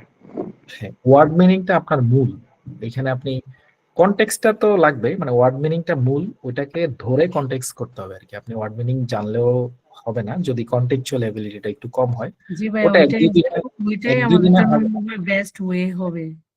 হ্যাঁ, কারণ হচ্ছে আমরা এটা বারবারই দেখে আসতেছি, কারণ আমি তো এগুলা নিয়ে সারাদিনই থাকি, আমার তো প্যাশনই এটা, আমি ধর আর কিছু করি না। তো আমি তো ধরেন এই কলিগেশন লিস্ট যেদিন প্রথম পাইছি 2 বছর আগে, অনেকেই বলতো, আমি ভিডিওতে দেখছিলাম, আপনারা জানেন অনেক ভিডিওর মানে অনেক ভাই কি বলে যে ইনস্ট্রাক্টররা কলিগেশনের লিস্টের কথা বলে, কিন্তু আমার কথা হচ্ছে এটা আপনাকে কতটুকু হেল্প করতে পারে সেটা আপনি প্রুফ করতে পারবেন নিজেই। ইভেন এমনও একটা পাইছি আমি যে কলোকেশন লিস্টে যেটা দেওয়া আছে উত্তরে ওইটাও আছে, কিন্তু কারেক্ট ওইটা উত্তর না হয়ে অন্যটা কারেক্ট হয়ে গেছে। কেমনটা লাগে তখন? মানে আপনার কলোকেশন লিস্টে যেটা আছে উত্তর ওইটাও আছে, তো আপনি তো মুখস্থ করলে তাহলে তাড়াহুড়ো করে ওইটাই উত্তর দিতেন, কিন্তু ওইখানে উত্তরটা ভুল হয়েছে, অন্যটা উত্তর হয়েছে। তাহলে এই লিস্টটা আসলে দেওয়ার মানেটা কি? আই ডোন্ট নো কেন এটা দিল, আই ডোন্ট নো। তারা হয়তো কেন দিছে তারা বলতে পারতো যে এটা আসলে দিছি, আপনারা এগুলোর অর্থ মুখস্থ করেন তাহলে কাজে দিবে। ওটা হলো আমার কথা, আপনি এটা নিতে পারেন, আর দেওয়া থাকলো গ্রুপে, আমার সাইড থেকে কোনো বাধা নেই যদি কেউ পড়তে চান। তবে অর্থ পরে মুখস্থ করে রাখেন, ওটা বেশি ভালো হবে। এইভাবে জ্ঞান গাদার মতো মুখস্থ করেন না, এটার সাথে এটা বসে ওটার সাথে ওটা বসে, তাহলে পরীক্ষার হলেও আপনি আসলে মুখস্থটাই দেওয়ার একটা প্রেশার ফিল করবেন এবং ওটাই দিতে চাইবেন, তখন অনেক উত্তর ভুল হবে। এটা আমার অভিমত আর কি। ওকে, গ্রুপে থাকলো, কেউ চাইলে ফলো করতে পারে। আচ্ছা ভাই, এটা কি এখান থেকে পড়তাম নাকি ভাই 2 নম্বর পিডিএফ থেকে? আইসে রে, পড়বেন এটা এরপরেও আপনার এটা দরকার। এইখান থেকে কেমনে এটা অর্থ মুখস্থ করবেন কোত্থেকে ওটা বললেন? মানে অর্থ কি মুখস্থ কোত্থেকে করবেন ওটা? জি ভাই, জি জি। অর্থ মুখস্থ তো 2 নম্বর পিডিএফ করবেনই, পাশাপাশি এটা তো আর আমাদের পিডিএফ এ উঠানো নাই। আপনি যেটা করতে পারেন, এই যে দেখেন ইকোনমিক দিয়ে কতগুলো আছে, দেখেন খেয়াল করেন, ইকোনমিক দিয়ে এখান থেকে শুরু হয়েছে অনেকগুলা, ইকোনমিক দিয়ে মাথা নষ্ট করে ফেলাইছে পুরো 33টা, একটার মধ্যে ডেভেলপমেন্ট নাই। তাহলে এতগুলো আমি মুখস্থ করে লাভটা কি হলো? একটাতেও ডেভেলপমেন্ট নেই। এখানে যেটা পড়বেন ভাই সেটা হচ্ছে ইকোনমিকের অর্থ পড়বেন অর্থনৈতিক, তারপরে পড়বেন অ্যাক্টিভিটির অর্থ কাজ, অ্যাফেয়ার্স এর অর্থ এটা, অ্যানালাইসিস এর অর্থ এটা, বেনিফিট এটা, এরকম করে দেখবেন হঠাৎ করে দেখবেন একটা আসছে যেটার অর্থ আমি পারি না, এটার এক সার্চ করে গুগলে সার্চ করে আপনি আপনার খাতার মধ্যে অর্থ মুখস্থ করে রাখবেন। কিন্তু মাথায় এটা রাখেন না ইকোনমিকের সাথে কনসিকুয়েন্স বসবে, তাহলে বিপদে পড়বেন। মাথায় এটা রাখারই দরকার নেই, আপনি শুধু অর্থ মুখস্থ করবেন। আপনি জি ভাই, ওয়ার্ড মিনিং এর জন্য বলছিলাম আর কি। হ্যাঁ, এখান থেকে ওয়ার্ড গুলা মুখস্থ করবেন যেগুলো আপনি পারেন না, যেমন এখানে চলে আসছে এক্সপ্লয়টেশন, আপনি ধরেন এটা পারেন না, এবার এটাকে নিয়ে আপনি গুগল সার্চ করেন, গুগল সার্চ করে আপনি আপনার খাতার মধ্যে ওটার অর্থ লিখে রাখেন। এক্সপ্লয়টেশন মানে কি? এটা হলো যে কোনো কিছু আপনার গ্রহণ করা, শোষণ করে ফেলা। এক্সপ্লয়টেশন হচ্ছে আপনার এক কথায় অ্যাবজর্ব, যে ভার্বটা আছে আপনার অ্যাবজর্পশনের সিনোনিম এক্সপ্লয়টেশন, শোষণ। সো আপনি ওটা খাতার মধ্যে লিখেন যে এক্সপ্লয়টেশন মানে শোষণ, জাস্ট অর্থগুলো এখান থেকে মুখস্থ করেন। অলরাইট, এটার জন্য পিডি কলোকেশনটা থাকলো। এটা তো আগেও বলা, অর্থ ছাড়া উপায় নেই, আরেকবার কলোকেশনের মাধ্যমেও দেখালাম যে এখানে আপনি অর্থগুলো মুখস্থ করেন। ওকে, গ্রুপে থাকলো, এই হলো কাজ। সো অনেকক্ষণ হলো, আমরা নেক্সট ক্লাসের এজেন্ডা হচ্ছে একটু মনে করে রাখেন, আমাদের fill in the blanks drag and drop পড়ি নাই, ওটা আমরা পড়বো। পাশাপাশি সময় যদি থাকে তাহলে রিঅর্ডার করব, আর না থাকলে রিঅর্ডার পরের ক্লাসে করতে হবে আর কি। আর আরেকটা ক্লাস আছে, সেটা হচ্ছে ওই যে আমরা বলেছি যে আমাদের এই সেন্টেন্স কানেক্টর রিলেটেড একটা ক্লাস করাইতে হবে নেক্সট ক্লাসে, ওটা রেকর্ডেড ক্লাসে নাই। সম্ভবত ওই ক্লাসে শেষ হবে না, তাইলে বোধহয় রিঅর্ডার প্যারাগ্রাফ পরের ক্লাসে নিতে হবে। তো নেক্সট ক্লাসে আমরা সেন্টেন্স কানেক্টরের একটা ক্লাস করাবো, ওটা 1-1.5 ঘন্টা লাগবে। পাশাপাশি আমরা fill in the blanks drag and drop, সেটা তো আপনি বুঝছেনই, খালি প্র্যাকটিস করবো আর কি। আর সময় থাকলে ওটা সামনে আগে বোধহয় নোট করে রাখেন, সেন্টেন্স কানেক্টরের ক্লাসটা নেক্সট ক্লাসে যেন আমি করাই, এটা একটু মনে করাই দিন। ওকে, তাইলে তো তার একটু সামারি করে নেই। ফাইনাল কথাটা কি? আমাদের এক কথাই হচ্ছে একটা বিষয়, সেটা হচ্ছে এখনো আমি জানি অনেকের 2 নম্বর পিডিএফ মুখস্থ হয়নি। ভাই কথা সত্য। ভাই একটা কোশ্চেন ছিল, এসে নিয়ে কোশ্চেন ছিল একটা। দাঁড়ান, আগে বলেন আমার কথাটা সত্য নাকি, যে অনেকের যে এখনো 2 নম্বর পিডিএফ মুখস্থ হয় নাই, আমি কি এটা মিথ্যা বলছি নাকি? না ভাই, ঠিক ভাই। ভাইয়া ভাইয়া আমার এখন অর্ধেকেরও বেশি বাকি আছে। বাট বলার সময় আপনি ঠিক পারি না।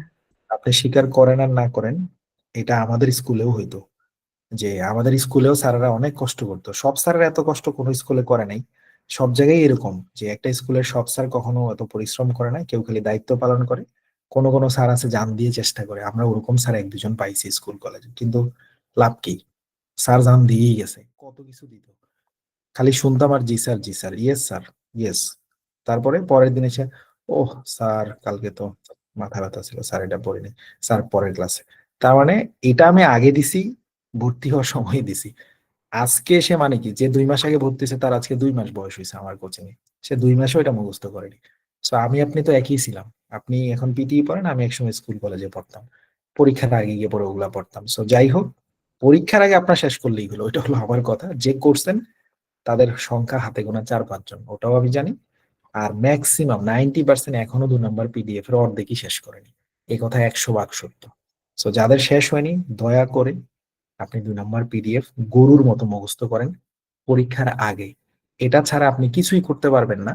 কারণ আপনি কিছু করতে পারলে আমারে করে দেখান, যে ভাই হ্যাঁ আপনি যে এখানে দেখাইছেন 4টাই নাউন, আমি এখানে অন্য একটা গ্রামার দিয়ে এটা প্রুফ করে ফেলবো, পারলে আপনি আমার এটা করে দেখান। সো আপনি ঘুরে ফিরে অর্থে আপনার আসতেই হবে। তো আপনি অর্থ মুখস্থ না করে যাবেন কই? তো আপনি তো আবার মক টেস্ট দিয়ে আমারে বলবেন ভাই রিডিং এ নাম্বার ওঠে না, তো আমি কি করতাম? আমি তো আপনারা আগেই বলছি। যেমন এইখানেই দেখেন না, মাত্র যেটা করছেন, বলেন তো এখানে সবগুলা কি? এগুলা কি সবগুলা? মাত্র যেটা করছেন নাউন। নাউন, ডেভেলপমেন্টও Noun. নাউন, অর্নামেন্টও নাউন, প্রসপারিটিও নাউন, ভেলোসিটিও নাউন। তো এটা আপনি আমারে প্রুফ করে দেখান যে ভাই এখানে নাউন হবে না অন্য একটা গ্রামার হবে, এটা আপনি পয়দা করে দেখান, কোনোদিনও পারবেন না। সো সিম্পলি আপনি 4টাই তো নাউন পাবেন, তাহলে আপনি তো ভিন্ন কোনো উপায় আনতেও পারতেছেন না। তাহলে ঘটনা কি ভাই? ডেভেলপমেন্টের অর্থ উন্নতি, ইকোনমিক অর্থ অর্থনৈতিক। এবার আমি লাইন পরে বুঝছি এখানে অর্থনৈতিক উন্নতি নিয়ে একটা টপিক আসছে, ওইখানে দেখা যাচ্ছে 51টা দেশের কিছু কিছু হয়েছে। তাহলে ঘুরে ফিরে যদি আপনাকে এই লাইনেই আসতে হয়, তো আপনি কেন এতদিন অর্থ মুখস্থ না করে বসে আছেন কেন? সো পরীক্ষার আগে গিয়েও আপনার রিডিং স্কোর উঠবে না। তখন ভরসা হবে কি ভাই, ঠিক আছে আন্দাজেই দিলাম, ওই দুটো একটু ভালো করি। কিন্তু ওটা তো আসলে কে জানে, আপনি যদি ওই দুইটাতেও খারাপ করেন, হাইলাইট ইনকারেক্ট ওয়ার্ড যদি আপনি, আমি ধরে নিলাম আপনারা ধরতে পারবেন, এটা কঠিন না তাই আমরা আশা করি। কিন্তু যদি এমন হয় আপনার 2টা হাইলাইট ইনকারেক্ট ওয়ার্ডস এর 2টা একটু স্পিড বাড়ায় দিছে, আপনি ধরতে পারলেন না, তখন কি করবেন? তখন তো ওইটাও খারাপ করলেন, তার মানে রিডিং এ এখান থেকে নাম্বার যেটা আসতো খারাপ গেল। কোনো কারণে যদি আপনি এইখানে গিয়ে আপনি সিনোনিম করার চেষ্টা করলেন, কিন্তু দেখা গেল ভার্বের জায়গায় আপনি নাউন লিখে দিয়ে আসছেন, অথবা কোনো কারণে আপনি এখানে কিছু না কিছু একটা ভুল করে ফেলছেন, অথবা আপনি টাইপিং করে সময় নষ্ট করে কুলাইতে পারেন নাই, কোনো না কোনো কারণে ওই 2টা প্রশ্ন খারাপ হয়ে যেতে পারে না অ্যাক্সিডেন্টালি, তখন আপনি করবেনটা কি? তখন তো আপনি এখানে অর্থও শিখলেন না, আপনি ওই দিকেও ভালো করলেন না, তো আরেকবার পরীক্ষা দিবেন। তো সিম্পলি 2 নম্বর পিডিএফ এই জন্যই ভর্তির দিন থেকে দেওয়া হয়েছে, রেকর্ডেড ক্লাস এই জন্যই দেওয়া হয়েছে। যদি এরপরেও আপনি সময় বের করে না করতে পারেন, আমাদের কিছু করার থাকবে না, আমাদের ওই স্যারদেরও কিছু করার ছিল না, আমরা শুনি নাই কথা। সো সিম্পলি এখন কাজ হচ্ছে ওটাই, যাদের এখনো 2 নম্বর পিডিএফ শেষ হয়নি, নাম্বার 1 গুণা দেন কয়টা বাদ আছে, লিস্ট করেন এতটা বাদ আছে, ভাগ করেন। আমার হাতে আজকে এতদিন সময়, আমি আগামী 3 থেকে 4 দিনে এই শূন্যস্থানগুলোর অর্থগুলো মুখস্থ করব। সেটা কয়টা করে পড়ে, একদিনে কারো 200টা করে পড়তে পারে, কারো 50টা করে হতে পারে, সেটা আপনি জানেন। আপনি এটা সেট করেন যে আগামী 4 দিন আমার টার্গেট 2 নম্বর পিডিএফ মুখস্থ করা। পরের টার্গেট কি? 50-50 সাজেশন কমপ্লিট করা। সেটা কেমনে করব? একটা একটা করে ওপেন করব, লাইন পড়ব, প্রথম দেখে নিব আমাদের কোন শব্দগুলো আমরা পারি না, সেটা আগে কপি করে অর্থ দেখে খাতার মধ্যে নোট করলেন। এবার আপনি ওই নোটটাকে শিখে নেবেন, এবার আপনি প্রশ্ন পড়া শুরু করবেন, ক্লিক ক্লিক ক্লিক করে আগাবেন। ওকে, তারপরে আপনি কোনগুলো হলো না সেটা আপনি ট্রান্সলেশন বাটন আছে, ক্লিক করেন, এই ট্রান্সলেশন বাটনের সাথে গল্পটা দেখে দেখে দেখে দেখে আপনি হচ্ছে জাস্ট, এই যে এখানে 2য় বিশ্বযুদ্ধের গল্প আসছে, তার মানে এখানে বিশ্বযুদ্ধের পরে অর্থনৈতিক উন্নতির কিছু একটা হয়েছে। কনটেক্সট কি? 2য় বিশ্বযুদ্ধ, ঘটনা ঘটছে এটা এটা এটা হাবিজাবি, সেই ক্ষেত্রে আমরা আমাদের কন্টেক্সচুয়ালি ডেভেলপমেন্ট আসবে, যদিও বাকিগুলো নাও। এইভাবে আপনি 50-50 সাজেশন কমপ্লিট করবেন। এবার কমপ্লিট হলো সাজেশন, তো যার যার পরীক্ষা তো সেই জানে কারটা কবে। তাহলে এবার আপনি ভাগ করে নেবেন কয়দিন বাদ আছে আপনার এক্সামে, ওই কয়দিনের মধ্যে আপনার কি কি পড়া বাদ আছে, কোন কোন টপিক এখনো কম পারেন, সেগুলো তো আপনার ব্যক্তিগতভাবে কভার দিতে হবে। আপনি একা কভার না দিতে পারলে আপনি পার্টনার খুঁজেন, গ্রুপে লিখেন, ভাই কেউ ধরেন, মানে যার মাথা ব্যথা তারই ওষুধ খুঁজতে হবে। হাতে পায়ে ধরে হলো লোক ব্যবস্থা করতে হবে যে ভাই আমার একটু বুঝান, অমুকরে নক দেন, তুমুকরে নক দেন। কারণ আপনার দায়িত্ব, আপনার কোর্স আপনাকে উঠায় নিতে হবে, পরীক্ষাটা আপনি দিবেন, রাইট? এখন বিষয়টা হলো যে আপনি সময় অনেক দিন আছে, ফেব্রুয়ারিতে এক্সাম, আমার পিডিএফ শেষ, আমার অর্থ শেষ, আমার 50-50 সাজেশন শেষ। তাহলে খাতায় নোট করেন, আমি পাশাপাশি সাজেশন দিয়েছি, আমাদের এই প্রেডিকশন ফাইল থেকে আরেকটু বাড়ায় পড়ে নেন। 50-50 সাজেশন শেষ হওয়ার পরে আপনি আরেকটু করে নেন। যেমন ধরেন আমাদের মাহমুদুলের এটা আমরা কালেক্ট করেছি, যেমন মাহমুদুল তো 50-50 সাজেশন শেষ করছে, তার মানে 50টা আছে সাজেশনের ভিতরে, সে পড়ছে 101টা, তার মানে সে আরো 50টা নিজে থেকে শিখে রাখছে। যে ছেলেটা 81 পাইছে, তো সে পরিশ্রম করছে, সে পাইছে। আপনি পরিশ্রম কম করবেন, আপনি কম পাবেন, হিসাবটা এখানেই। বিষয়টা হচ্ছে যত প্র্যাকটিস করবেন দক্ষতা তত বাড়বে। সময়ের উপর নির্ভর করে কার কতদিন এক্সামের সময় বাদ আছে। তো আজকে থেকে কাউন্ট করেন কে কিভাবে এটাকে কভার দিবেন। আর নেক্সট ক্লাসে আমরা রিঅর্ডার প্যারাগ্রাফ দেখাবো, সেটা খুব একটা কঠিন না, খুব বেশি নাম্বার নাই রিঅর্ডার প্যারাগ্রাফে। অনেকে এটা পড়ায়ও না, অনেকে এটাকে বলে আন্দাজে দিয়ে দিতে, কিন্তু আমরা পড়াই, মোটামুটি কিছু নাম্বার যেন আসে আর কি। সো নেক্সট ক্লাসে আমরা রিঅর্ডার পড়বো, আর একটা ট্রিক শেখাবো, সেটা দিয়ে আপনি কিছুটা রক্ষা পাবেন। সেখানে মোটামুটি একটু ট্রিক দিয়ে তাড়াতাড়ি করে 1-2 নাম্বার কারেক্ট করা যায়। অনেকগুলো সেন্টেন্স কানেক্টর থাকবে, অল দো থাকবে, দো থাকবে, বাট থাকবে, মোরওভার থাকবে, ফিল ইন দ্য ব্ল্যাঙ্কস, কোনগুলো বসাবেন ওখানে, ওইটা ওইভাবে গ্রামাটিক্যালি সাইজ করা যায় না। এটাকে একটু আমাদের দেখাই দিব নেক্সট ক্লাসে। ওকে, সো আশা করি নিজ নিজ জায়গা থেকে সিরিয়াস হন, যেহেতু আমাদের ক্লাসও শেষ হয়ে আসতেছে, মক টেস্ট দিতে হবে, পরীক্ষা দিতে হবে। ওকে, এই ছিল আসসালামু আলাইকুম ভাইয়া। আসলাম ভাই। আসসালামু ভাই আলাইকুম। আমার ভাইয়া প্রবলেমটা ভাইয়া, হ্যাঁ, এস এর প্রবলেমটা, আচ্ছা ভাইয়া এসএস এ S- জিরো আসে, মানে সাবমিট করার পরে একদম কোনো প্রবলেমই দেখায় না, আবার জিরো আসে একবারে। আচ্ছা, এই ক্ষেত্রে আপনার যেটা করতে হবে সেটা হচ্ছে যে আপনার ওই রচনাটা লিখে গ্রুপে দিয়ে বলবেন যে আপনারা কেউ একটু দিয়ে দেখেন তো আপনাদের কি জিরো আসে নাকি। যদি দেখেন যে অন্য কারো জিরো আসে, তার মানে আসে না, তখন বুঝবেন আপনার অ্যালগোরিদমে বা আপনার পিসিতে কোনো একটা ঝামেলা হয়েছে। বা ভাইয়া আমি অন্য অন্য এসে তো মানে অন্য কোশ্চেনও ট্রাই করছি, সেম জিরোই আসে, আমার মানে কোনো মার্কই আসে না।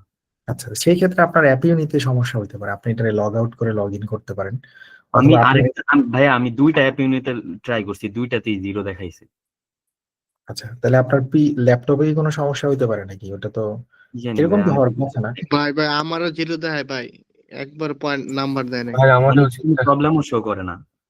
আচ্ছা, এই ক্ষেত্রে আপনি এটা কাজ করবেন, সেটা হচ্ছে যে না ভাইয়া, পিউনিতে ভাইয়া যখন প্র্যাকটিস করি ওরা কারেকশন করে দেয়, দেওয়ার পর ওরা আবার নাম্বার গুলা করে দেয়। ঠিক আছে ভাই, 18-19 দিয়ে দেয় সবসময়। আচ্ছা, তাইলে ভালো। নাম্বার অ্যাপ ইউনিটে ওইভাবে আসলে কাউন্ট করার দরকার নেই। রচনাতে সে আমরা তো দেখেছি যে শুধু টেমপ্লেট লিখলেও অনেক নাম্বার দেয়।